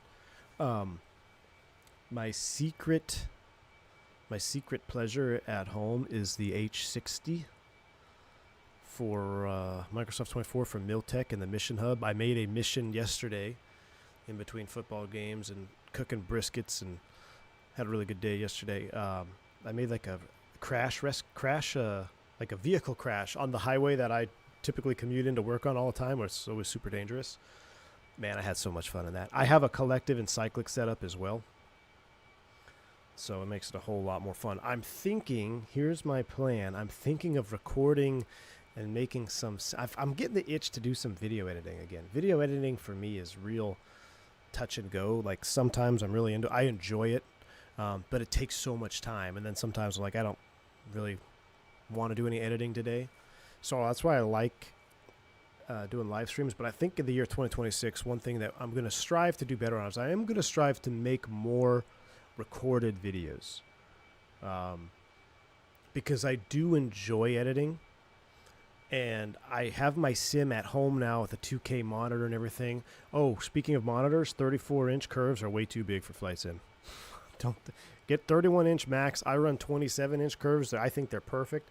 34 inches is way too wide. It looks weird. 31 would probably be the max for me. But have I tried the 744 since Sim Update 4? Not the 4. I've tried the 8i because I have the sound pack from FT Sim. Maviocious, is there a way to get the 744 with a sound pack in 2024? That I'd be interested in. Elena Zane, I love chase plane, no issues. Elena Zane, how do you love X-Plane 12? I know you are a recent purchaser. Do you hate me yet, or are you enjoying it? No issues. Everyone seems pretty no issues. I do like what I'm most intrigued about for chase plane, flyby and G-loaded camera. After I get out of training, after things settle down real world, I probably will pick it up unless there's any more glaring issues. Like I said, I'm not against it. I want to let it cook for a little bit before I commit. I'm really sensitive to running things in the background of my sim. I would rather have default camera views and have a 99.9% stability rate than run a camera program and have a 92% stability rate. So, to me, nothing is worse than sim stability issues. It's all my PTSD from FSX days. Firefly, would love some helo ops? Yeah, it'd be fun, man. I've got some hiccups in chase plane, but love it, especially for streaming. Yeah, virtual flight diaries, for sure, man. With the amount of graphic designers and video editors in the channel, we should start a company. Well, here's the thing. Like I said, I enjoy editing. It just takes time, you know? And because I don't do it all the time, I lose proficiency. And the best way to be, I think, well, not the best way, but a key element in being a good video editor is being very proficient with, keybinds, shortcut commands, all those things, right? You got to be able to know all the shortcuts and the commands. And it's almost like learning another language. You got to speak the language of the editor. And once you become very fluent with that, you can speed up your editing time. But because I do it so infrequently, I forget simple things. Like, oh, how do I do that again? How do I do that again? But once I get in it, I enjoy it. I really do. Elena Zane says, literally flying it right now. I love it for bad weather flying. Microsoft is still my good weather sim. Perfect. You flying? What are you flying? Level up? I'm curious what you're flying in the in X-Plane 12. Milltown, good to see you, my man. V1 community, what's up? I hope you all had a great holiday and wishing everyone a Happy New Year. Amen to that, brother. Thank you, Milltown. Same to you, man. Turk says they can't cook until Azobo releases camera API. Otherwise, it's the black of hole magics. I know, Turkarian. I know. Chase plane's okay. Don't use cinematic mode. Possible CTD. Interesting. Yeah, I'm right there with you, Kostas. As the sim needs to be as vanilla as possible. That's always been my main priority. Is I want to run, like, everything in this stream today is vanilla, except Beyond ATC. And I don't even remember if I have Payware Portland scenery installed or not. I really don't remember. If the weather is good in Portland, what we will do is we will wind the weather back to an early morning arrival when it's raining. Right now, we're live weather. Agreed. 744 sounds are atrocious. Yeah, so unless I get a sound pack for them, I don't really want to fly the 744. I really want to fly the 748. Okay, here. Oh, speaking of. So let me tell you, how far are we out? We got, oh my gosh, 244. All right, we got to get rid of this. Let me get rid of this thought, and then we'll go. So I participated in my first group flight. Seatbelt sign is off. So at my home PC, I was messing around. I saw Jeff Favignana was flying around doing some Explore India, or I think it was India. No, Greece. I can't remember where we were. Doesn't matter. But I'm like, I got to try this multiplayer thing out. So I joined his flight. He was on a multiplayer server and all this stuff. And I'm going to be honest with you, I had a ton of fun. Like, we're all flying together, and it's the multiplayer server, not any other program. And you see the other models, pretty good. Spain, that's what it was. And I actually had way more fun than I thought I was going to have. And I've been saying I want to do that. Part of my 2026 resolution for the channel is I want to incorporate some sort of multiplayer fly together. And I don't know if we're going to do it in, like Helos or GA, or maybe even like a 748 flight, do a long haul in multiplayer. It'd be kind of fun, see everybody in formation. Inevitably you're going to have trolls and stuff every now and then. But I think for the most part, everyone at V1 Nation is pretty stable, so it'd be pretty fun. I think that's part of the goals for 2026. I want to incorporate that. So recorded videos, I want to have a few more of those sprinkled in throughout the months, and I also want to have either monthly or somewhat infrequently to frequently multiplayer flight together, whether it be GA or something, because it was pretty fun. We all went into this airport. And I actually didn't tell him, but we stopped at our second destination, and I tried to do an inverted flyover in the Vision Jet, and on rollout I crashed. So I had to Alt F4 and went back to cooking. But it was a lot of fun, man. Yeah, Spain, I think, Mark. I think it was Spain, right? Wrong Side Sim is the chase plane shill. He says, chase plane cinematic no longer causes CTD after latest updates, at least not for you. All right, good deal, man. Good deal. Did the chase plane check clear? Wrong side? It's the second. It should have cleared by today, right? Choking on my coffee. Dougal says, anyone have Fly Tampa Las Vegas for 24? No, because it's got glitches just like you mentioned, Dougal. That's why we haven't flown into Vegas hardly at all, which is a shame. If someone has fixes, that'd be great. AJ Funari, the first super chat of 2026, my man. Thank you, appreciate you. If there was only some sort of series you could continue, like Trek of America or something. Well, AJ, listen. Thank you for the $5 super chat. That's what I'm thinking of actually doing. I'm thinking of incorporating a Tour de Americas in multiplayer. All right? And actually, the multiplayer is pretty good if you have a lot of the airplanes, and you see them. It could be very fun, AJ. Thank you for the $5 super chat. But yes, Tour de Americas may be resurrected for that. We have a company message here. What happened? Were we late? 14-minute delay code. Yeah. Yes, indeed. Portland still reporting 3 miles viz. Excellent, Mark. We'll keep it live time, live weather for now. We don't need no stinking charts. We're in an Airbus. Let's go ahead and step through our flight plan here. Look at this. If only I had an EFIS for this thing. At or above 24, all the way down. Beeves. Are we going straight in? What are we landing on? Okay, good. We're doing 10. So Sizzle bottoms out at 40. No, is that a 4? No, at or above 6,000. Yep, at or above 6,000 at Sizzle. Wonderful. What I'm actually going to do, since we know it gets high, you see these amber things in here? It means we got problems. So I'm going to go here to Sizzle. And we're going to look at the constraints. It says at or above 6,000. We're going to change that. We're going to make that a hard 6. All right. Insert that. That's now a hard 6. Let's take a look at some other constraints, possible issues here on the arrival into Portland. So Jorad is at or above. Lund is at or above 17. I got Yentl here as amber because we got a speed reduction of 280 and 270. Yentl is at 13,000. So let's go ahead and fix these here. Let's take Yentl. Instead of at or above 13, let's make it a hard 13. All right, we'll execute that. And actually, we're going to take Lund and make you a hard 17 thou. All right. Oops, I did that wrong. Whoa. What happened here? Erase. Yentl's at 13. Lund, we're going to make you a hard 17 thou. Boom. Insert. How do I get to the descent page in the Airbus? Next phase. We're going to descend at 7.8, 310. I like 7.8 and 310 here because that's going to give me some room to speed up if need be. All right, progress page. 209 miles out. Now look at our TOD. It's probably shifted closer to us. Yep, it has.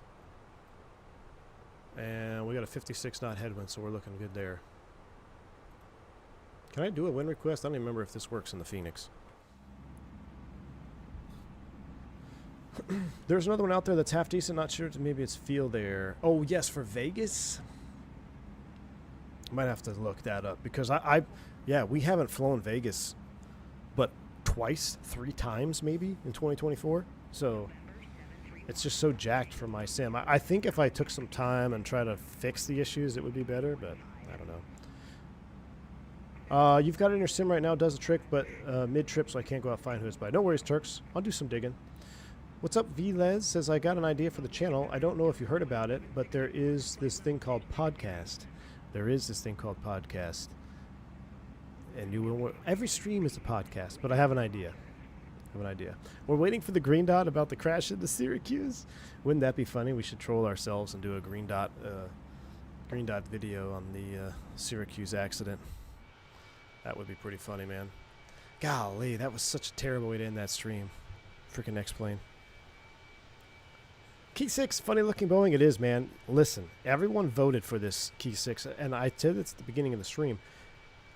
All of you that say I don't listen to polls obviously have no idea what you're talking about, because this entire year I've listened to the poll results.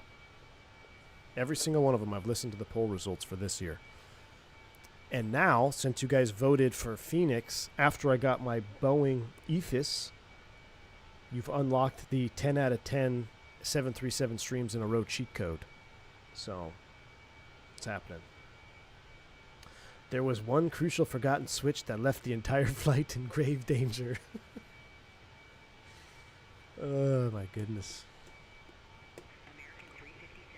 Glide Slope Pro has a Vegas? Glide Slope Pro. Ah, that's the one. Okay. AJ, I don't lie like a rug. You're missing it. As it's the Christmas period, how about summer landing in a squally snow blizzard into Orlando International? Yeah. No thanks. No snow in Orlando. You might have crashed your plane for me. Your plane. For me, 24 loses network connection and the whole flight is ruined because it won't reconnect. Interesting. That's an interesting issue. Nah, Key 6. I've followed the polls this year. Every single one of them. I did a poll today, and I followed it. Phoenix BFU with a real Airbus captain will always win polls. Yeah. So excited for the Indian build DFW. I'm excited to finally have an airport DFW that's gonna be up to snuff. I hope it's as good or a greater quality than their JFK for 24. Their JFK for 24 is actually becoming one of my favorite airports in the sim. LAX, for some reason, for me, runs real heavy. Andre Henry's finally getting it. Yeah, this year. Exactly. Yeah, we're 2 days into the year. It doesn't matter. The entire year. The channel is more interesting when the poll is 4 heavies. Then the thumbnail comes in and it's a 152.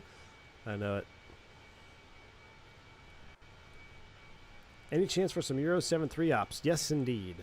That was one of the requested items. I did make a post, a Happy New Year post, and I've been reading all of them. There's been, I think, 60-something comments. I've tried to read every single one of them for recommendations and things people like and dislike or want changed or added. That was one common theme, is more abroad operations. And I agree.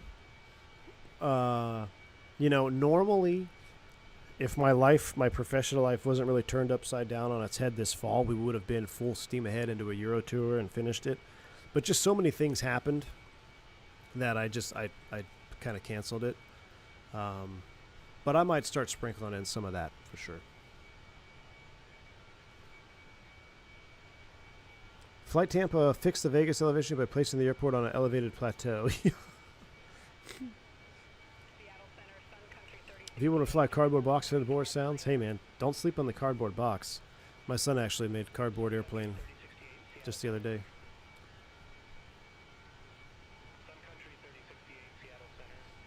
We should all riot about your VATSIM ban. Actually, Aviation Dude, it's interesting. I went back. I was trying to find the old email chain from VATSIM.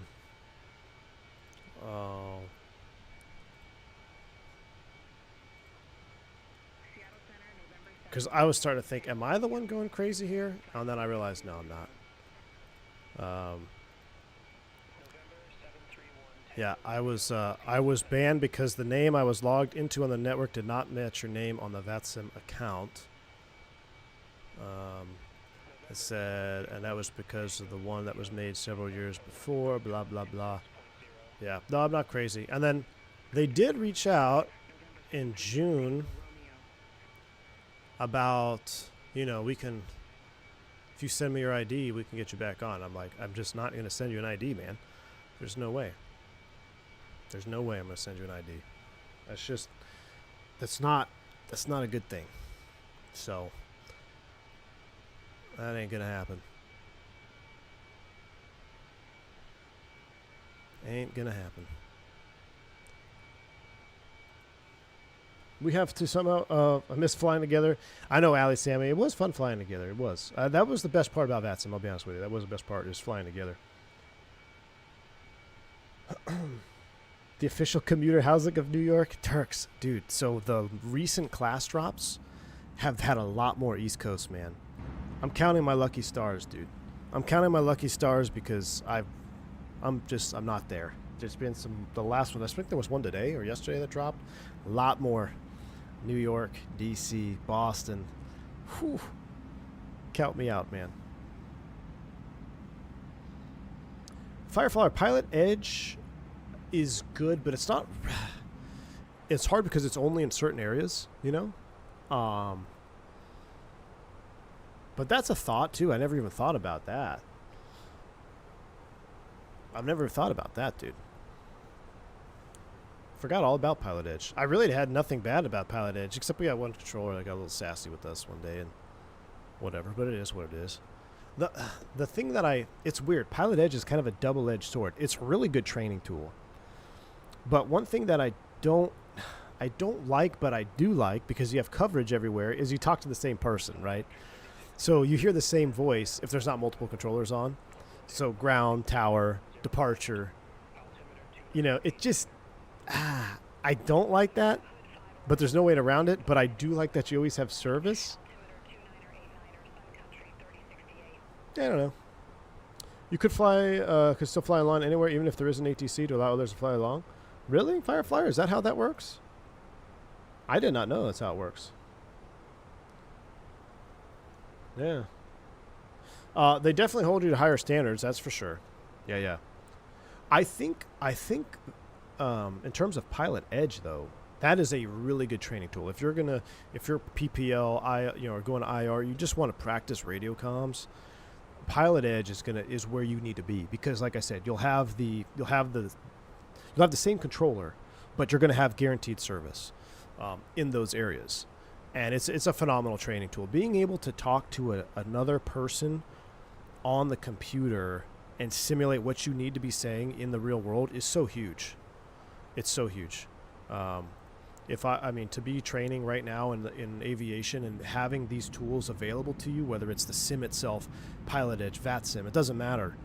Heck, even beyond ATC, to just kind of get the aviation language going through your brain is huge. Those are all very good things to have going on your time off when you're studying between flight lessons and stuff. I mean, that is a very good, I guess, a group of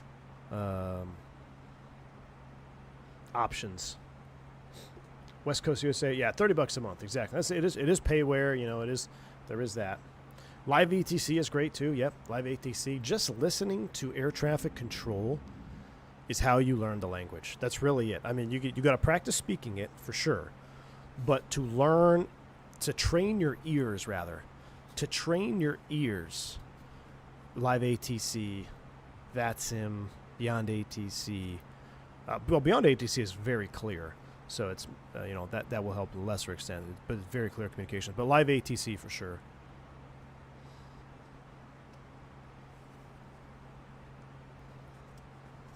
Yeah, sometimes one controller does deliver ground tower. That is true, Bills Mafia. You're absolutely right, especially at smaller airports, Bills Mafia. Yeah, so it's not totally unrealistic. You're 100% correct. Like I said, it doesn't bother me to the fact that I don't want to use it. It's just, when you say, see ya, like going on to the next one, and then you tune in and it's the same guy or gal. You're like, I just talked to you. Or since I already requested something on the previous controller and it's obviously the same person, do they know? But they do a good job at pretending that they're not the same person. I got to hand it to them. I remember we got zero instruction on ATC other than craft. Exactly. Yeah. Write down craft and just go ahead and knock yourself out. Clearance, route, altitude. What's F? File? No. What? Transponder. What's F? What's F in craft? Clearance, route, altitude. Frequency. Departure freak. Yeah, departure freak.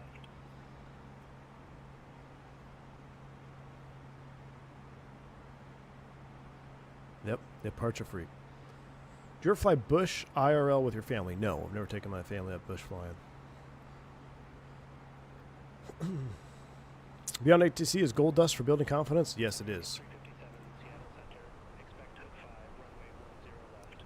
That's what we got. 10 left is set. LS push buttons are on. Roger that. 10 left on the hood. We'll start down here pretty soon. Another, about 10 miles we're going to start down. So let's get a last bit of outside view in. Get the last bit of outside view. And then we're going to be inside here. I was reading the FAA was looking to hire 2,200 controllers in 26. Wow. I spent almost 20 years on comms in the forces, got my PPL in the 90s, but I still had Mike Fright on VATSIM. Go figure.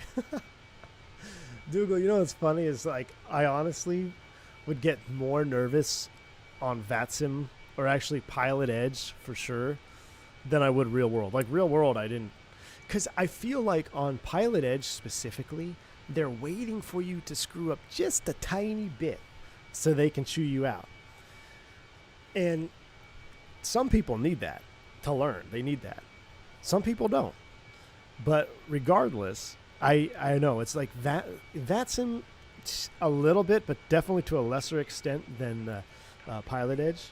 But yeah, it's almost like they are waiting for you to screw something up. They want you to screw something up so they can rip you. Real world comm, nothing like that at all. It's very chill. You know, controllers are 100% there to help you all the time. Well, I wouldn't say 100%, but 99% of the time they're there to help you. So there's only one controller that has given me lip in a very long time, and that was Miami Ground. And that happened a couple months ago. So, guy made me so mad. And he wouldn't even talk to me. It was just what he said about the FO, and I'm just like, come on, dude, what are you doing?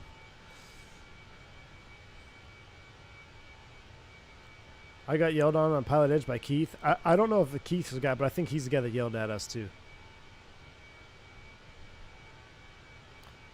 Alberto D, how you doing, my bud? At AFW, I find it funny they have a switch to ground when it's not busy, and so it's just text to parking via Alpha. Job security, Michael. All right, time to start down. Job security, Michael. All right, descend via. Oh, we never set destination data? I thought we did.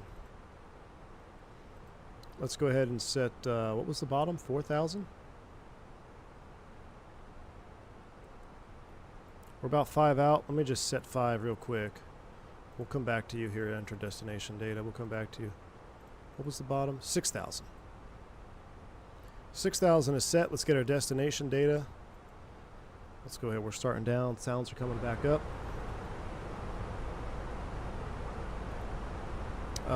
What am I looking for? Charts. Portlandia. Arrival, hood, starred charts. Look at them, all pre-starred. I love it, man. Absolutely love it. 10 left, localize. 111.3, 103. What do we have to put in? 293. Gosh, the bus is so easy, man. I love it. 293. And then we'll get the weather. Arrival, refresh. What are they showing? 3 miles scattered, the rain has stopped. I guess we'll leave it on live time, live weather. 110 at 5, 2989.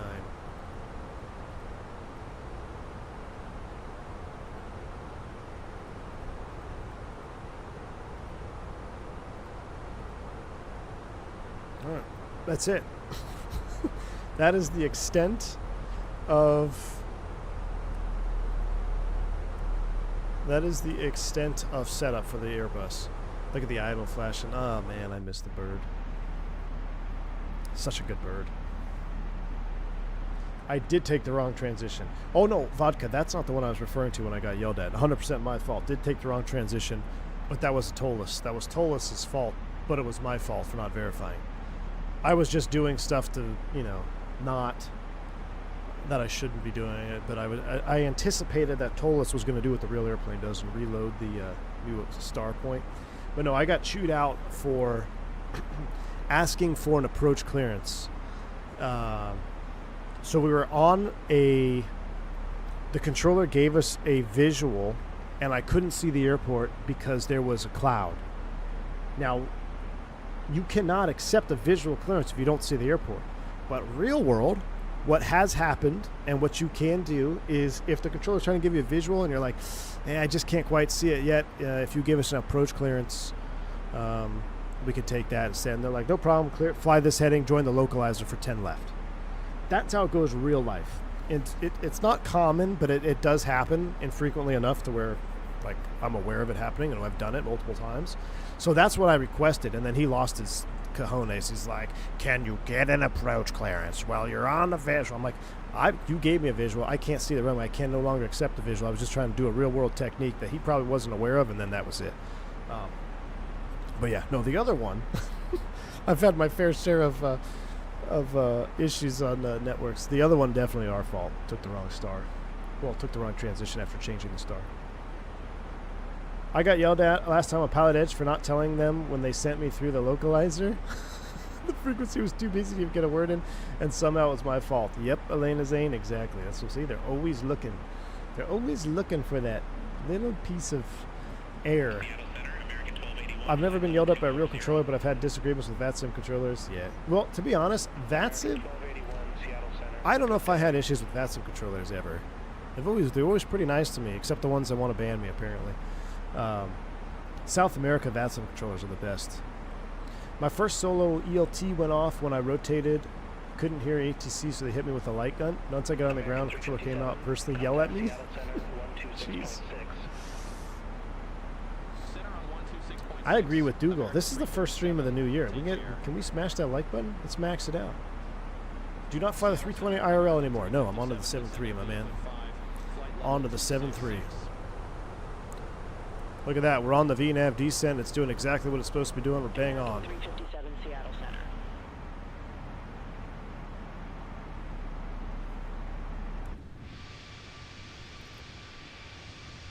Man. Baby bus sharklets. Awesomeness. Does the 321 descend faster? No, not really.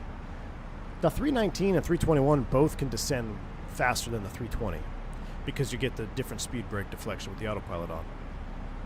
319, I feel like, is always, to me, it was always the, I use this term very lightly, hot rod of the fleet. Like, so you had the 19s, 20, and 21. So 319, I never felt like I was going to be left high because I could always get down. I never had issues climbing up to 390, even when fully loaded. Like, it just, it did what you wanted it to do, and it was very good at it. It's a tank. Built like a tank, sturdy. Everything was a little bit more visceral in the 319. The engines were louder because you're sitting closer to them. The ride was rougher. But I really enjoyed the 319. Dougal, I don't know if anybody's flying the 18 anymore. I think London, British Airways had one for a while. I don't know if they still do or not.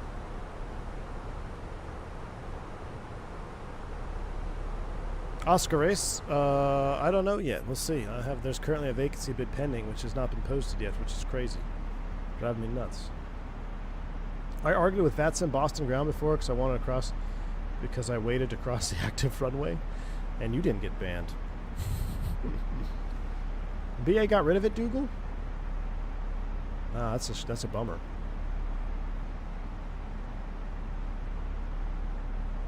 That's a bummer. Well, that's actually, we simulated that on our first ever long haul on the channel, a 7-hour long haul. We hit 7,000. All right, here's the thing. I'm going to keep an eye on the like button right now. Hit the like button if you remember the first long haul we ever did. Speedbird 2 or Speedbird 1, JFK to London City, and the total was 319. It was a 7-hour long haul because we hit 7,000 subs. I saw one person remember. V1's new base will be San Jose. Man, I wish. A couple more like buttons got smashed for that. Yeah, that's a couple. British Airways stopped flying it in the pandemic. They flew them from London City to JFK in all business class. Yeah. It's epic. Favorite bird I've flown with the 762. They were the old Continental birds, and they had more powerful 300 engine on it. Oh, wow. We'd load that thing up with people and fuel it for a 12-hour flight. Climb right to 390. That's insane, man. That's awesome. I wish, again, a heyday of aviation, 1990 to 2001. Like, you had so much more to look at, so much more variety. Now you don't even see 7.6s anymore. You rarely see 7.5s. 7.5, 7.6. I love seeing those with hot and heavy bare metal. I took a 7.6 bare metal from DFW to Honolulu. First vacation with the wife. I don't even think we were married yet. Actually, no, we were. No, were we? No, we were not married yet. Actually, I can't remember. Maybe we were married.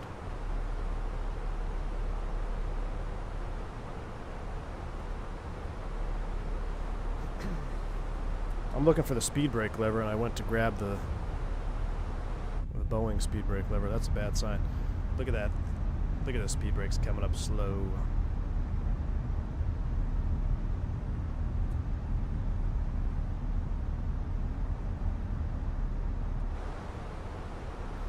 All right, 17th thou.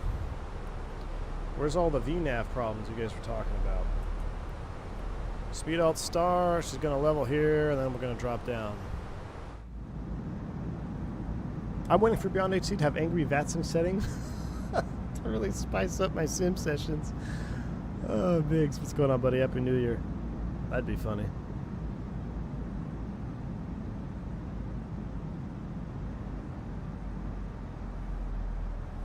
And we go. Gray Austin, what's up, man? Upgraded from Xbox to PC today? Ooh. Welcome to the right side of flight simulation, man.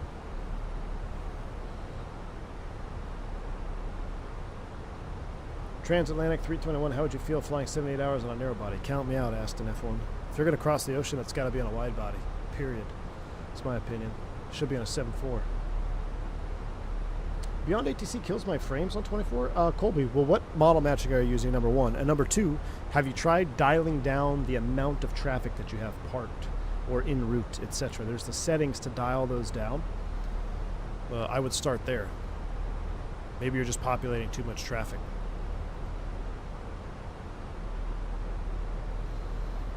V1 making history with the first VATSIM pilot deviation.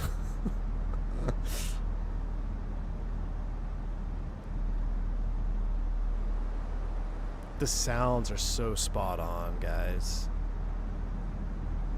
Hey, Turk Karen, are you still here? The wing flex, is it scripted, Turk Karen? It looks like we have scripted wing flex. Nah, I know we don't. It's Fenix. But the new 7.3, the new PMDG wing flex is awesome.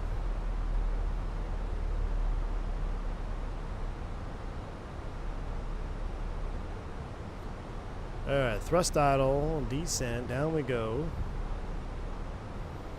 She's gonna need a little help here, we'll see. It's trying to slow to 270. Oh, we're through 18,000 feet, we gotta do our things. That's coming on. Seattle Center, American 1281, descending via OD5, flight level 240. Flight times first first landing. American 1281, Seattle Center. Real life mix. Fuel stop in Panama? Who's in a fuel stop in Panama? Air Bolivia started doing 10 hours in a 738 in 2025. 10 hours in a 738? Dude. There's a long flight that's that I know they do on the MAX. They go Miami to... what is it? It's not Bogota. It's past Bogota. Is it Cali? No. It's down there.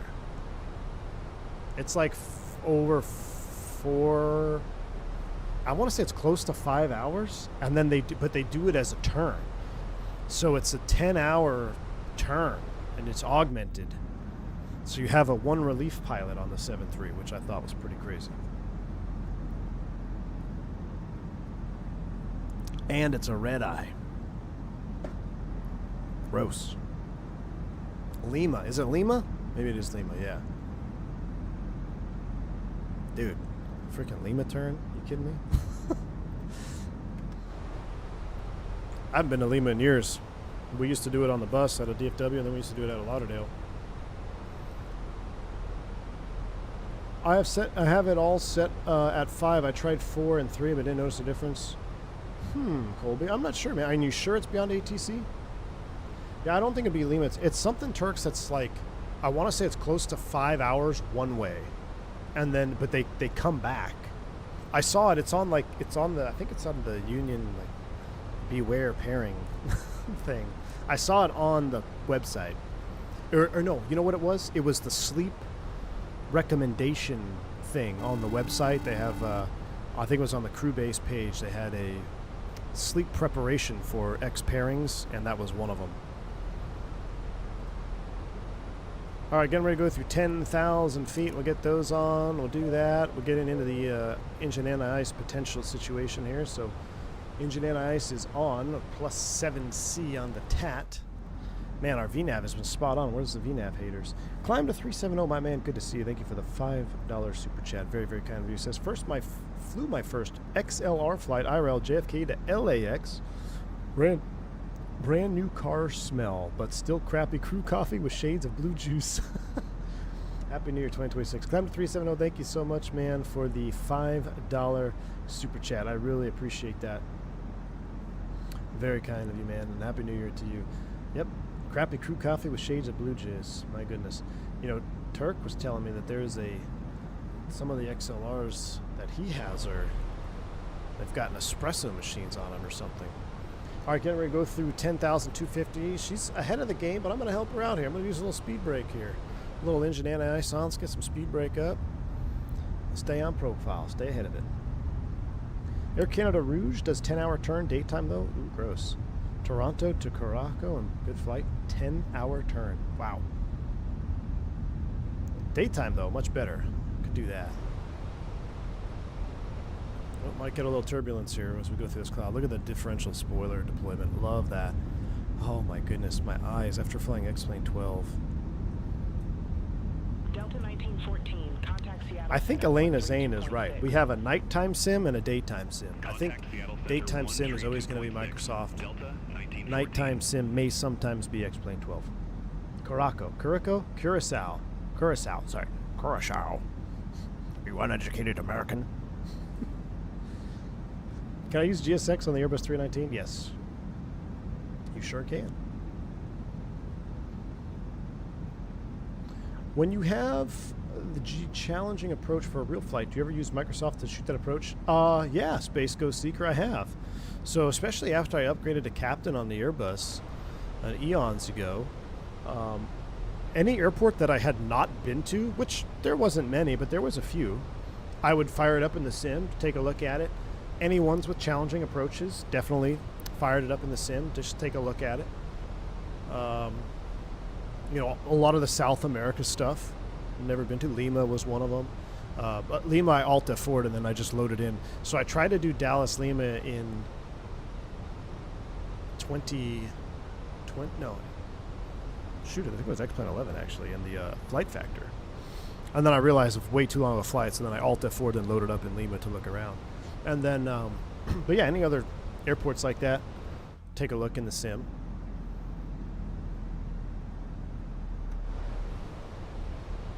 Lattes, that's what it was, lattes. Yes, you can run GSX on the 319. Yes, you can, Mike. So, I'm descending on the arrival. What's the problem with the VNAV? We're bang on. American 357, contact Portland 12 for .35. Call him, Jeff. I'm going to look outside. Contact Portland, American 357. Wow. Screenshot. I got to make these screenshots for the next thumbnail. Oh, Guayaquil. Yeah. Yeah, Guayaquil. That's the one. As augmented crew. Red eye turn, 9 hours flight time. Count me out, dude. But I won't have a choice. But yeah. Guayaquil turn, red eye, augmented. Climb to 370. I use Beyond ATC, my man. Beyond ATC. My GSX is broken with Phoenix birds. Not sure if anyone else is experiencing it. Ooh, Andre, I don't know. I have not used GSX in such a long time. I'm not the person to ask, but maybe someone in chat has an idea. Sun Country 3068, contact Portland Tower 123.77. X-Plane at night is unmatched. Michael J. X-Plane at night in the airport environment is unmatched. I still think with Sim Update 4, cities look better in Microsoft 2024 because you get the lighting on the clouds and everything. You get light pollution in 2024. You missing that in X-Plane 12. It's still very good, but then the other thing is the popping of lights in X-Plane 12. You still can see like half the city loads in, then it doesn't load in. Where in 2024 Sim Update 4, it almost seems like the lights go on forever. Coast-Ask, you can simulate problems and things breaking, but as far as of a wear down of components, I don't think Fenix has that, to be honest with you. I don't think it does. Not yet anyway. It'd be really cool if they did.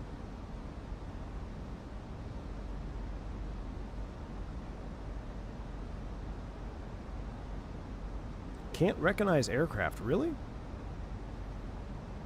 I think it's time to quit GSX, Andre. Back in the day, Caribbean turns out of the Northeast were all flown augmented. Oh, wow. Yeah. Yeah, Caribbean out of the Northeast. That's a long way down. Migs dropping in the $14 super chat. My man, appreciate you. V1 has 3 stream settings. Phoenix, happy, relaxed. 7.3, okay, should still be able to read chat every 2 minutes. Press 5 more levers. Learjet, where are we? Why is it doing that? Chat has left the chat. Well said, Migs. Thank you so much for the super chat, man. Happy New Year to you. Yeah, you can see I can read a whole lot more chat messages in the A320 series of aircraft, right?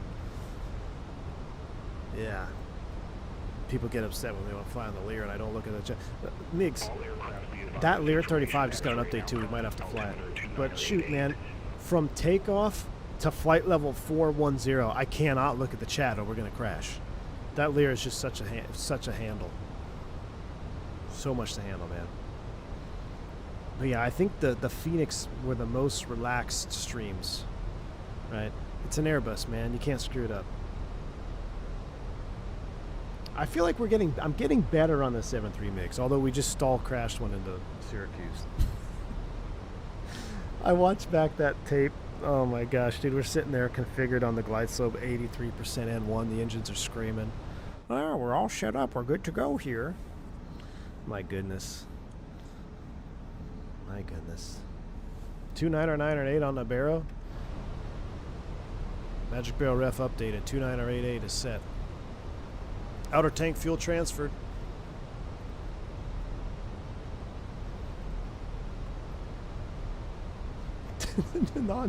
Trim just hanging out at 10 degrees, nose up stab. Like, oh, yeah.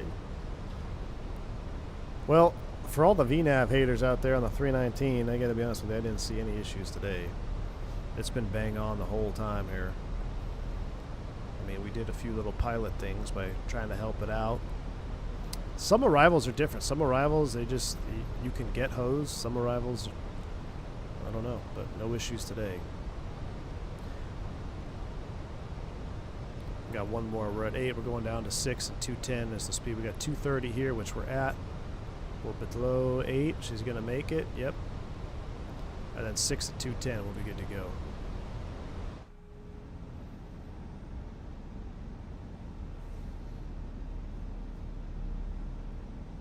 American 357. Oh yeah, it's with Foss. What? Direct sizzle? Where's sizzle at? Is that on the approach? Cleared direct sizzle, cross sizzle at or above 6,000. Cleared RNAV Zulu runway 10 left, American 357. Oh, he wants me on the RNAV. Nah, we're not doing that. Let's switch to tower. We're doing the ILS. We're gonna vector ourselves. That's the other thing I like about Beyond ATC. You don't have to follow it. You don't always have to. Portland, American 1281, 15,000 with the numbers. Oh look, more drag. What do you think we should do? American 1281, Portland. Use the speed brakes. Altimeter 2988. Expect the RNAV Zulu runway 10. All right, cams are up. Let me get flight recorder ready. Expect the RNAV Zulu runway 10 left via sizzle, American 1281. One of these days, I'm going to make flight recorder a desktop shortcut so I don't have to go blank on the screen for a minute. All right, flight recorder is ready. That stream was gold and everyone was arguing in chat. I still have. VKG, it was, yeah, man, that stream. Which, it's such a bummer that it ended that way, because I feel like it was a really good stream. We had, the vibes were good. We were enjoying the level up. Wow, look at this. We flew through the decel point. Let's just select 210.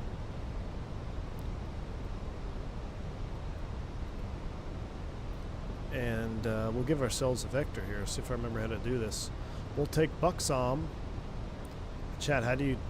Oh, I have to do direct Buxom. I was trying to bring it to the top. What's the radial in? What's the final approach course? 105. Nope. Oh my goodness.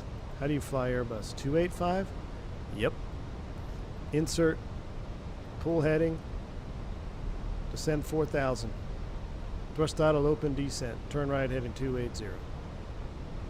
Let's get down below this.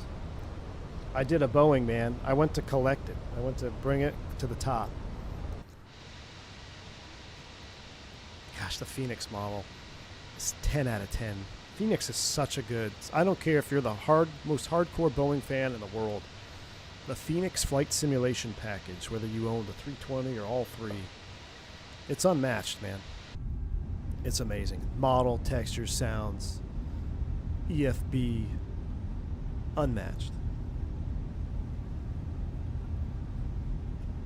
And I'm a huge PMDG shill, according to the internet. And beyond HC, you can ignore or ask for the approach you want. Yes, T-Tut company, but that would require me to click on the chart and then have to ask for an approach. I'd rather just ignore them. I like doing things I can't do real world, T-Tut company. Like, I can sit here and we can brief the departure procedure for 10 minutes, or we could just say YOLO and move them up to Toga and run dry numbers because it won't tell us we can't do it wet. Now, there is a time and place for 100% realism.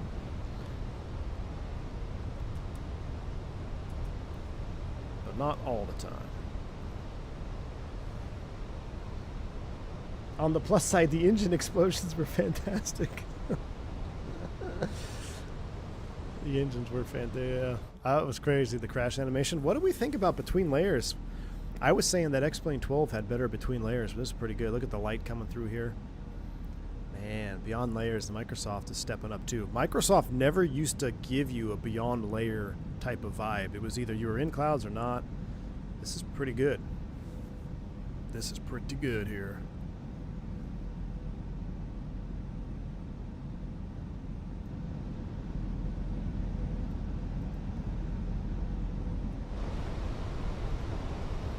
Alright, I'm going to let this guy in because avoid traffic configs. We're down to 3,000. I'm going to slow to 180. It's plus 13 on the temps. Don't need those. As soon as he passes a beam us, we will turn in. Flaps 1.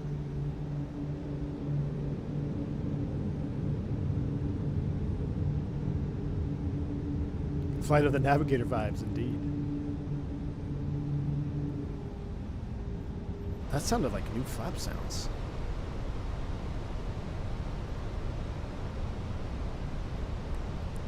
Alright, fly heading 270. Flaps 2.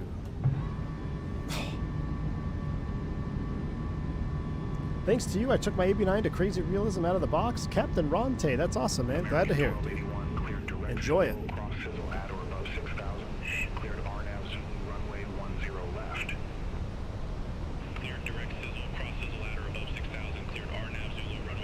What's this guy doing? Is he a helicopter? I don't know what he's doing. We're going to cut in. We're going to cut him off. I think he's going the other way. Ooh, Empire Air. I will say I like that about Beyond HEC too. Is the traffic is awesome. Train is on ND.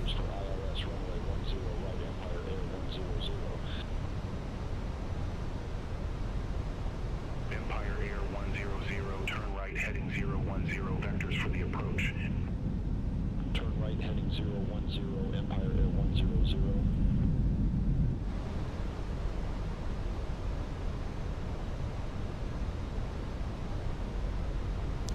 call it 150, tow established, cleared out of this 10 left approach.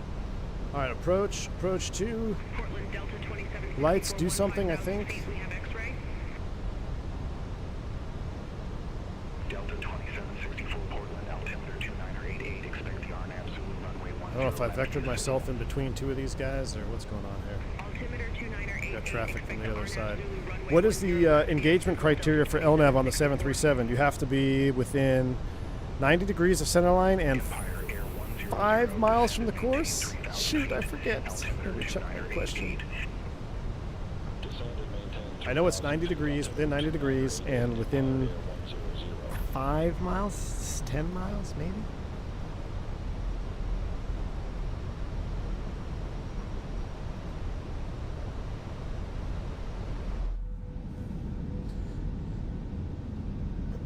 Zippy, have Rescue 1 in the air? I know it. Yeah, it's 208 FedEx feeder. I know, Mark. Yeah, I love hearing the diverse call signs in Beyond ATC. Portland, United 740, 15,000 with information X-ray. I mean, that sounds legit. Beyond ATC has gone I mean, just from the amount of time that we've been using it, the audio is really is improved. Don't you need to hit the loc first? No. No, you do not.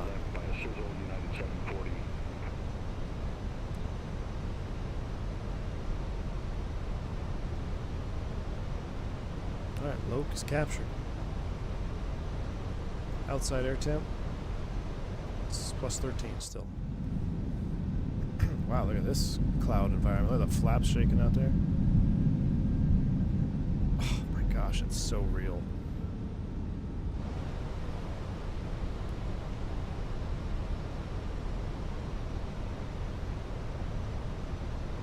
.knot crosswind. The bus is back. Jeff, what's going on, buddy? Welcome in.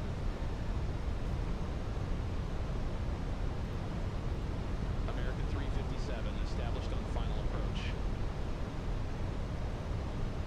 American 357 affirm. Local glad slope's alive. American 357 contact Portland Tower 123.775. Take care.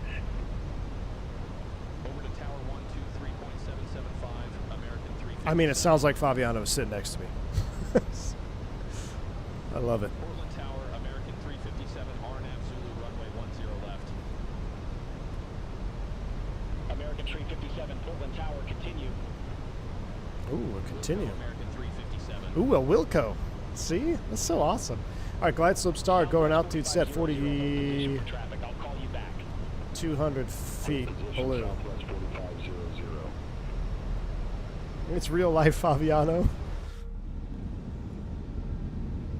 Are the cabin lights still on full bright? My 2026 campaign is gonna be have all devs remove cabin lights from being bright by default. All cabin lights, I don't care if you simulated the flight attendant panel or not. All cabin lights should be off by default. That's my 2026 campaign slogan.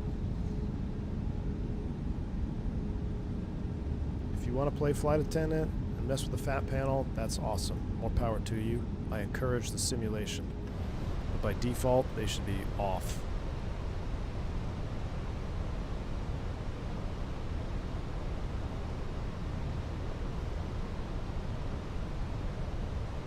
What do they default to in Phoenix? Full bright? Well, this is a great time to check. I ain't got time to check that. Let's just go back to our charts.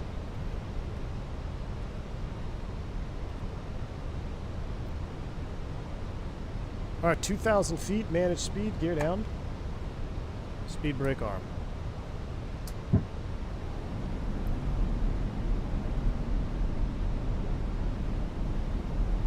Are we going to get approach lights or are we going to be cooked?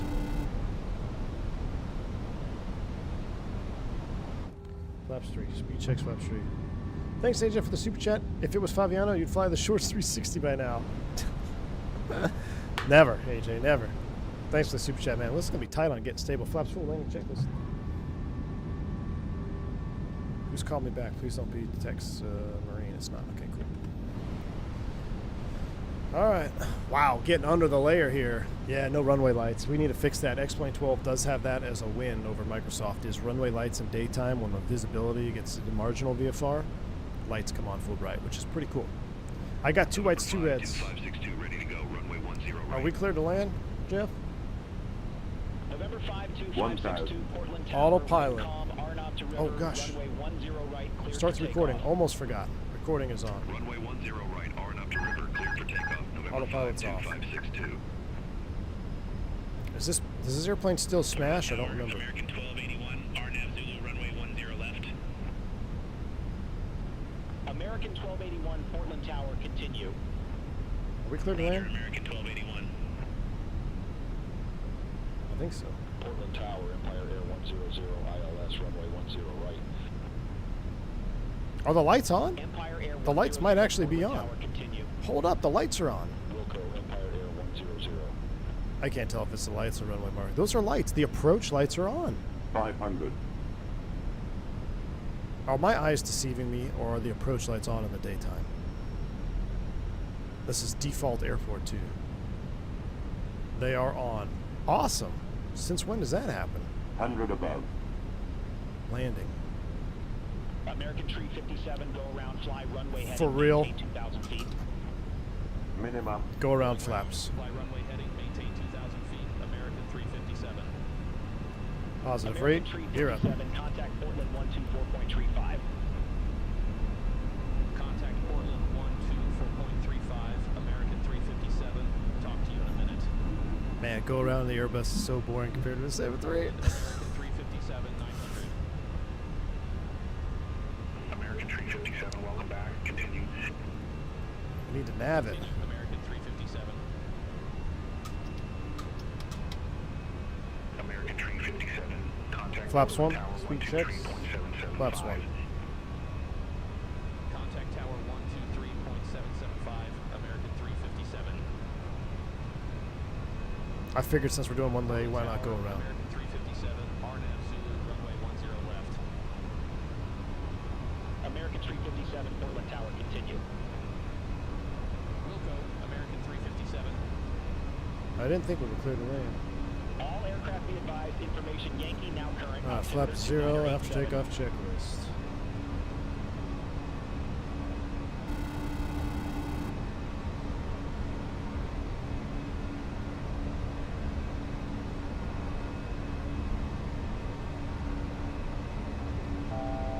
Thousand to level off. Hardcore optical illusions happening here with the lights changing colors. Contact Portland departure. Contact Portland departure, November 52562. Test my instrument skills here a little bit. This is good. Alt star.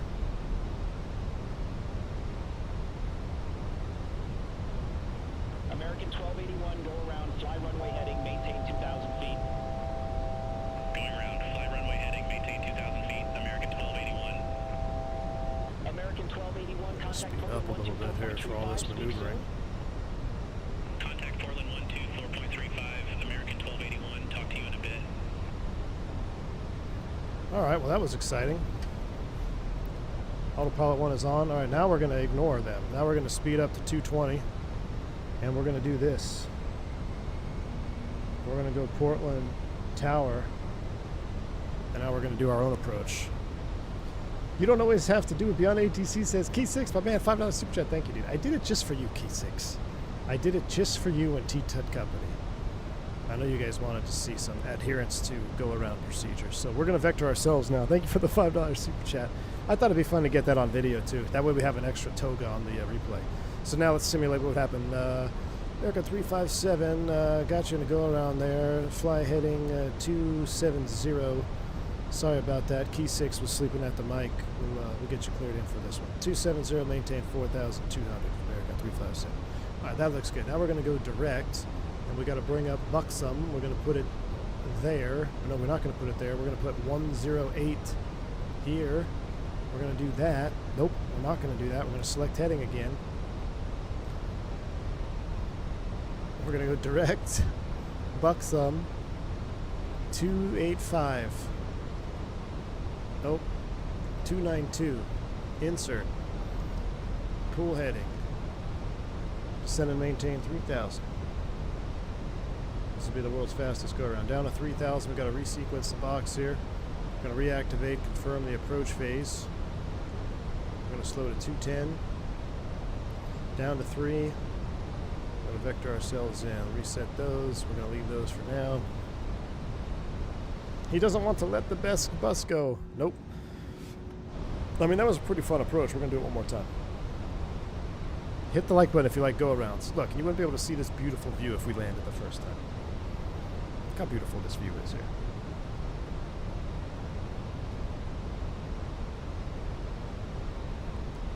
He doesn't want to get out of the plane. I know. I mean, like, don't kick me out. 2 go-arounds. I know. All right, we're gonna land this time though. We're gonna keep slowing back to 180. Flaps 1, speed checks. Listen to these flap sounds.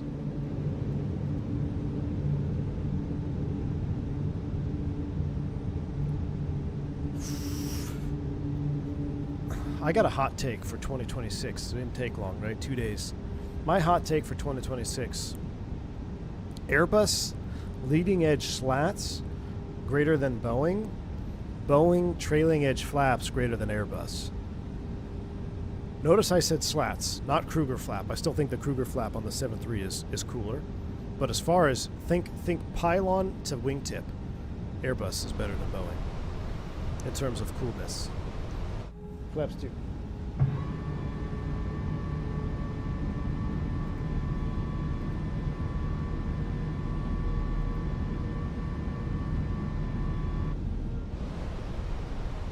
What's Buxom's altitude? 3,000?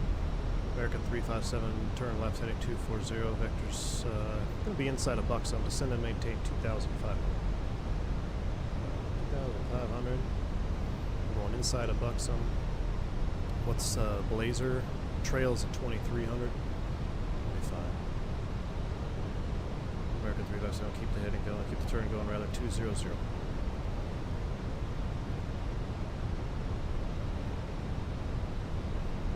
Like slats, I had them on the Cicada. They were fixed though. Yeah, well, you can't call those slats. They're fixed. 2,500.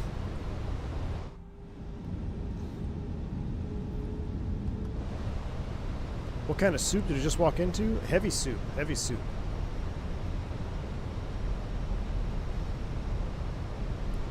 American 357. Maintain 2,300 till established. Turn left heading 150. Cleared ILS 10 left approach. Boom, boom, boom, boom.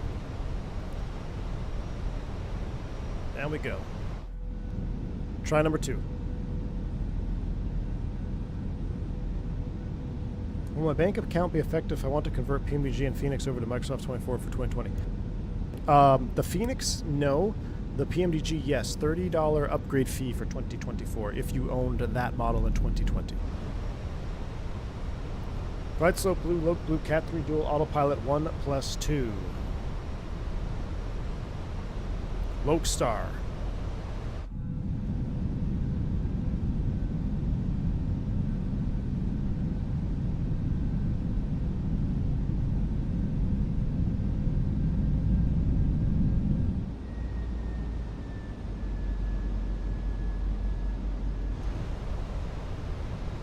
I actually can't believe we flew CFMs today for our first time back in the Fenix in a long time. I do love the 319 Shark though. I do use auto FPS sometimes, Captain Ron. I'm not using it today. Sim Update 4, I really don't use auto FPS anymore unless we're going to be going like LAX or really just LAX, to be honest with you. I don't even use it in New York anymore with INI JFK. It seems to be fine. Anywhere like California, highly populated, LA, San Diego, maybe even SFO, I think I run it.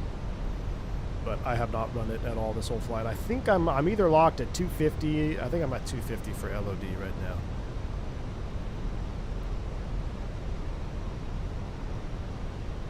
Yeah, heavy airports, if you're flying like the Heathrows and stuff, probably still give it a shot, but I'm not using it right now. Glide slope's alive. Should I call Tower? Call him, Jeff. Portland, If he tells us to go around again, we're going to ignore him. American Tree 57, Portland, continue. Yeah, he's telling me to continue. So what we're going to do is we're going to switch to ground. Because I don't have the...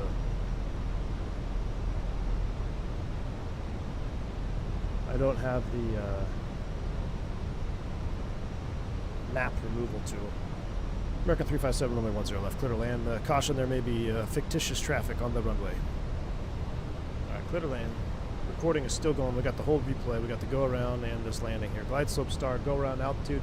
In case I screw it up, 4,200. Blech. Gear down. Oh, I did it wrong. Oh my goodness. Triggered myself. Manage speed, gear down. Flaps trace. That was one thing that always drove me nuts when FOs would put the gear down first and then hit manage speed. Manage speed, then gear down. Flaps full, landing checklist.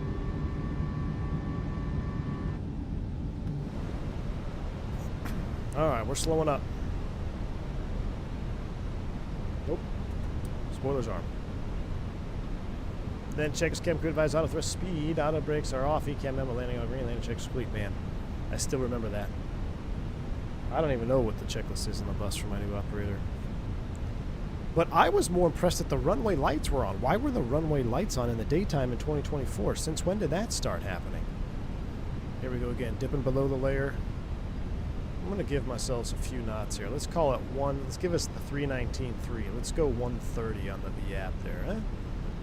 Give ourselves a little extra flare juice. He was one of those captains. Turks, come on, dude. You're telling me you go gear down, then manage speed? You spool it. Let the engine spool up. There's no need for it. You want a lecture? We'll talk about gear down, manage speed here on the next stream.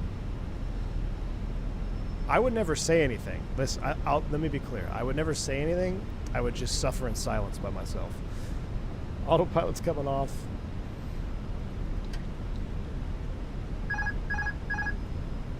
All these years, I never bound my FSprojects side stick autopilot disconnect button. Aviator, thanks for the membership milestone, man. I can't read it right now. I'm going to try to crash this thing here. Happy New Year, everyone. Thanks for the stream. Bring your type. Hard to do. Hey, man, thank you so much, Aviator. Appreciate you. Happy New Year right back at you, man. 500.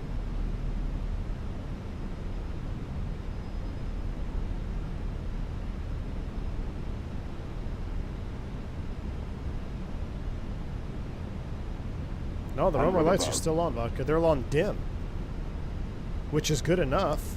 I want to change the visibility custom to low. Minimum. See if they'll turn the lights up brighter. But they're definitely on in the daytime, which is pretty cool. Lights slow. Nah, get out of here, dude. We're 2 whites, 2 reds. 50, 40, 30, 20, retard. 5.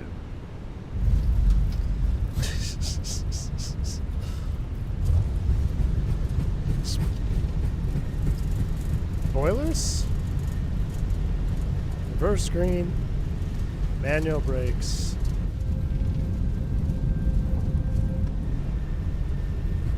$70 knots. Let's get those flower petal reverse review out. Just for you guys, flower petals. I think it was a little bit chunky. I just didn't want to smash. Look at the lighting through the clouds. I mean, I always say this. I get tired of hearing myself say it. We're just so fortunate to be simming right now in this day and age. All right, let's clean it up.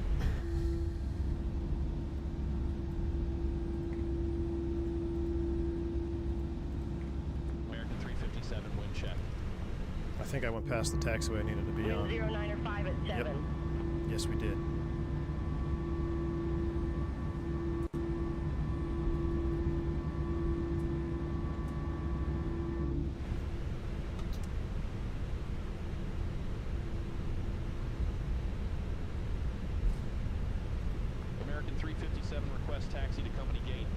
Don't worry. Don't worry. Look outside. Where are our spoilers stuck up? Gate Echo Tree Taxi via Whiskey Alpha. Why are our spoilers up? Gate Echo 3 via Whiskey Alpha, American 357. Don't mind me here. We're just coming around. Spoilers disarmed. There we go. Interesting. Spirit Wings for 27, Portland ground, pushback and engine start approved. Face northwest. Exact thing happened to you yesterday, Fortnite? Interesting. I don't know. I never had that before. Spirit Wings 427. Never had that before.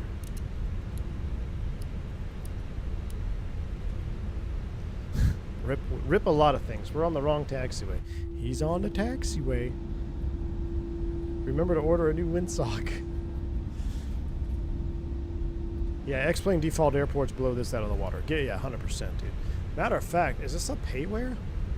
No, it's a default. I have it. I just don't. I guess I don't have it installed because I know I have a. What was it? Flight Beam Portland. Rip random taxiway shit. This is where you park the Lear. Yeah, Lear streamed this afternoon. I mean, if I'm not gonna fish this evening, am I gonna fish or not? I don't know. Call the wife, see what she's doing. Because if I fish tomorrow, then do I need to fish this evening? We can do a second stream in a 7.3 so I can use my EFIS.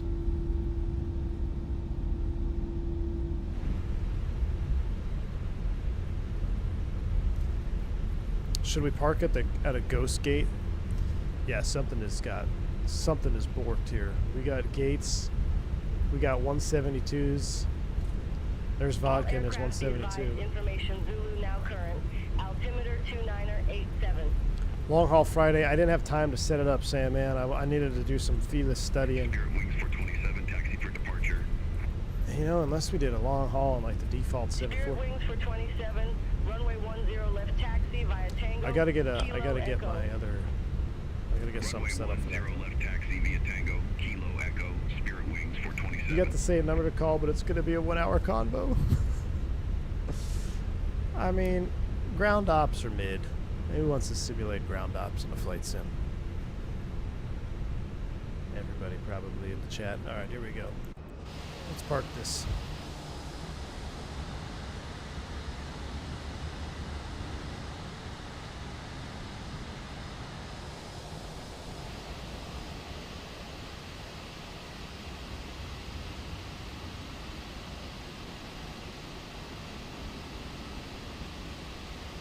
Oh, I erped it too early.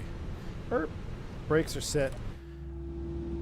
We got 2 replays to watch. Let's go right to replay mode. A340. Ooh, that's a good one. All right, Beyond ATC is dead to me. Full screen cam's coming back.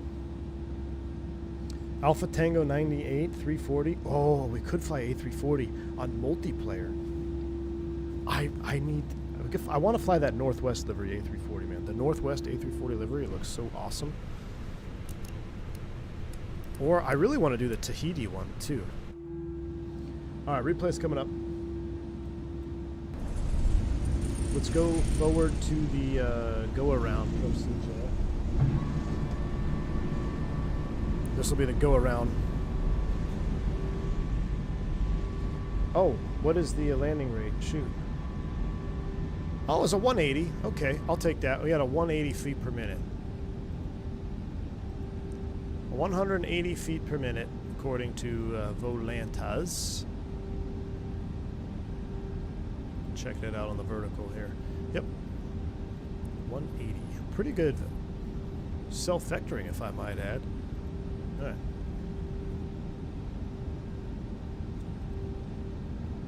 Oh, I gotta put the auto thrust back on, right? Don't sink. Don't sink. Don't sink. Don't sink. We should be going around here soon.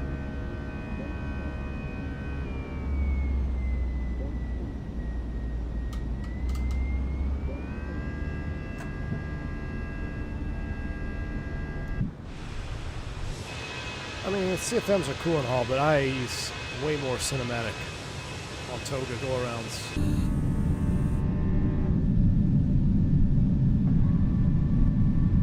Look at that climb rate, though. No Volanta crash, big success. Looks like we're departing Jackson Hole again.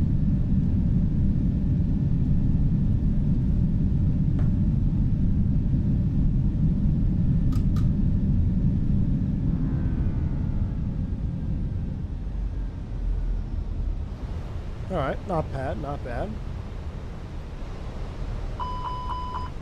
Through the clouds. Temp number 2. Speed.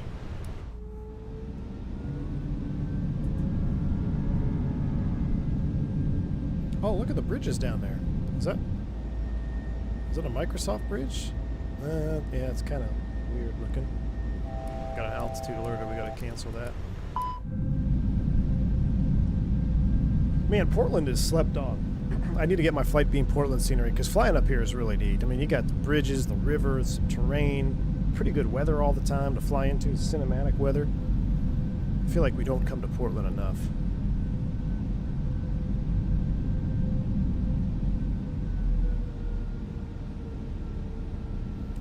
Yeah, Seattle is nice too. It's just far from everything, man. I guess Portland kind of is too. But like Portland to SFO, Portland to LA, you can do. Seattle's what, an extra 10, 15 minutes? I guess it's not that far.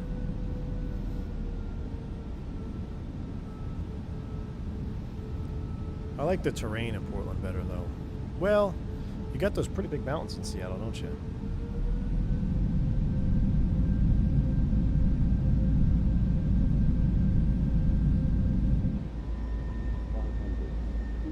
Terrain. Oh shoot, the gear's not down.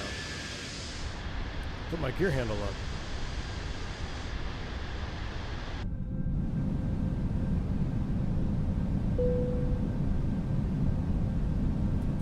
Speed brake armed. Yep. Let's watch this side so we don't see default airports. Mount Lanier.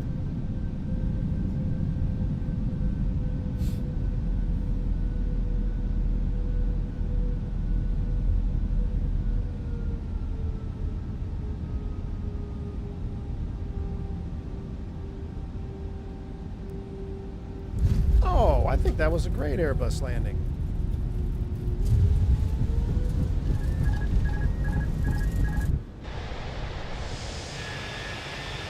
Let's see.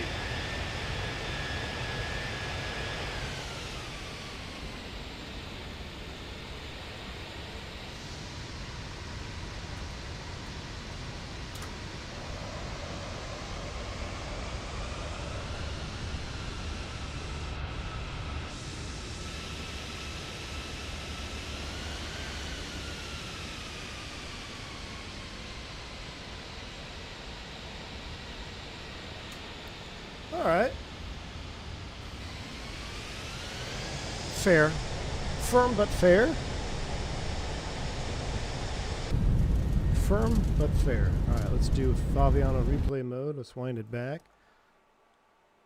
Firm but fair. Let's do flyby. So we're going to go Shift X. We're going to reset.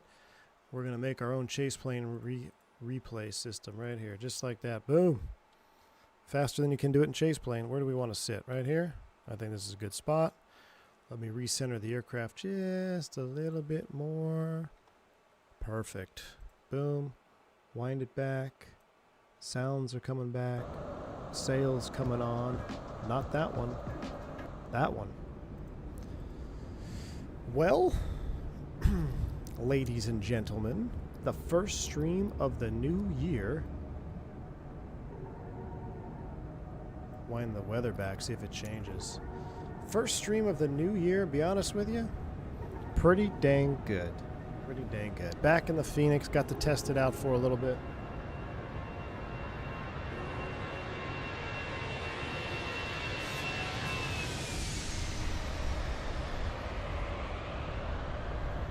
Not bad.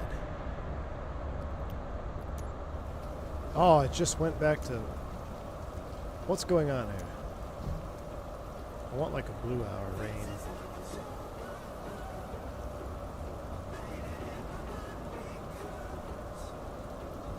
That's yellow sim, my goodness.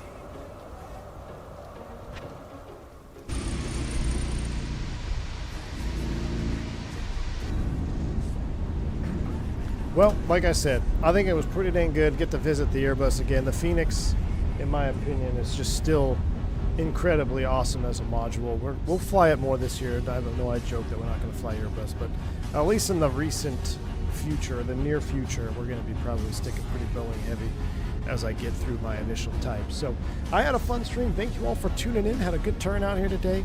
Thank you for hitting the like button. Thank you for the membership milestone chats. Thank you for the super chats, the bank angle checks. You all have been awesome. I look forward to seeing you again on the next one. Like I said, it could be later this afternoon, could be this weekend, could be next week. Until then, have a wonderful weekend. Happy New Year to everybody. Stay safe, stay healthy. I'm V1. See ya!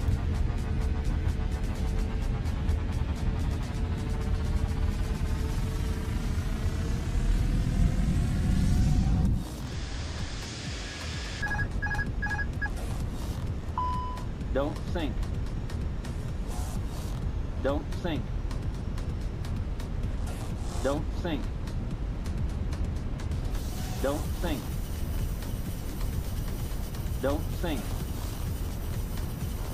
Don't sink. Don't sink. Don't sink. Don't sink. Don't sink. Don't sink.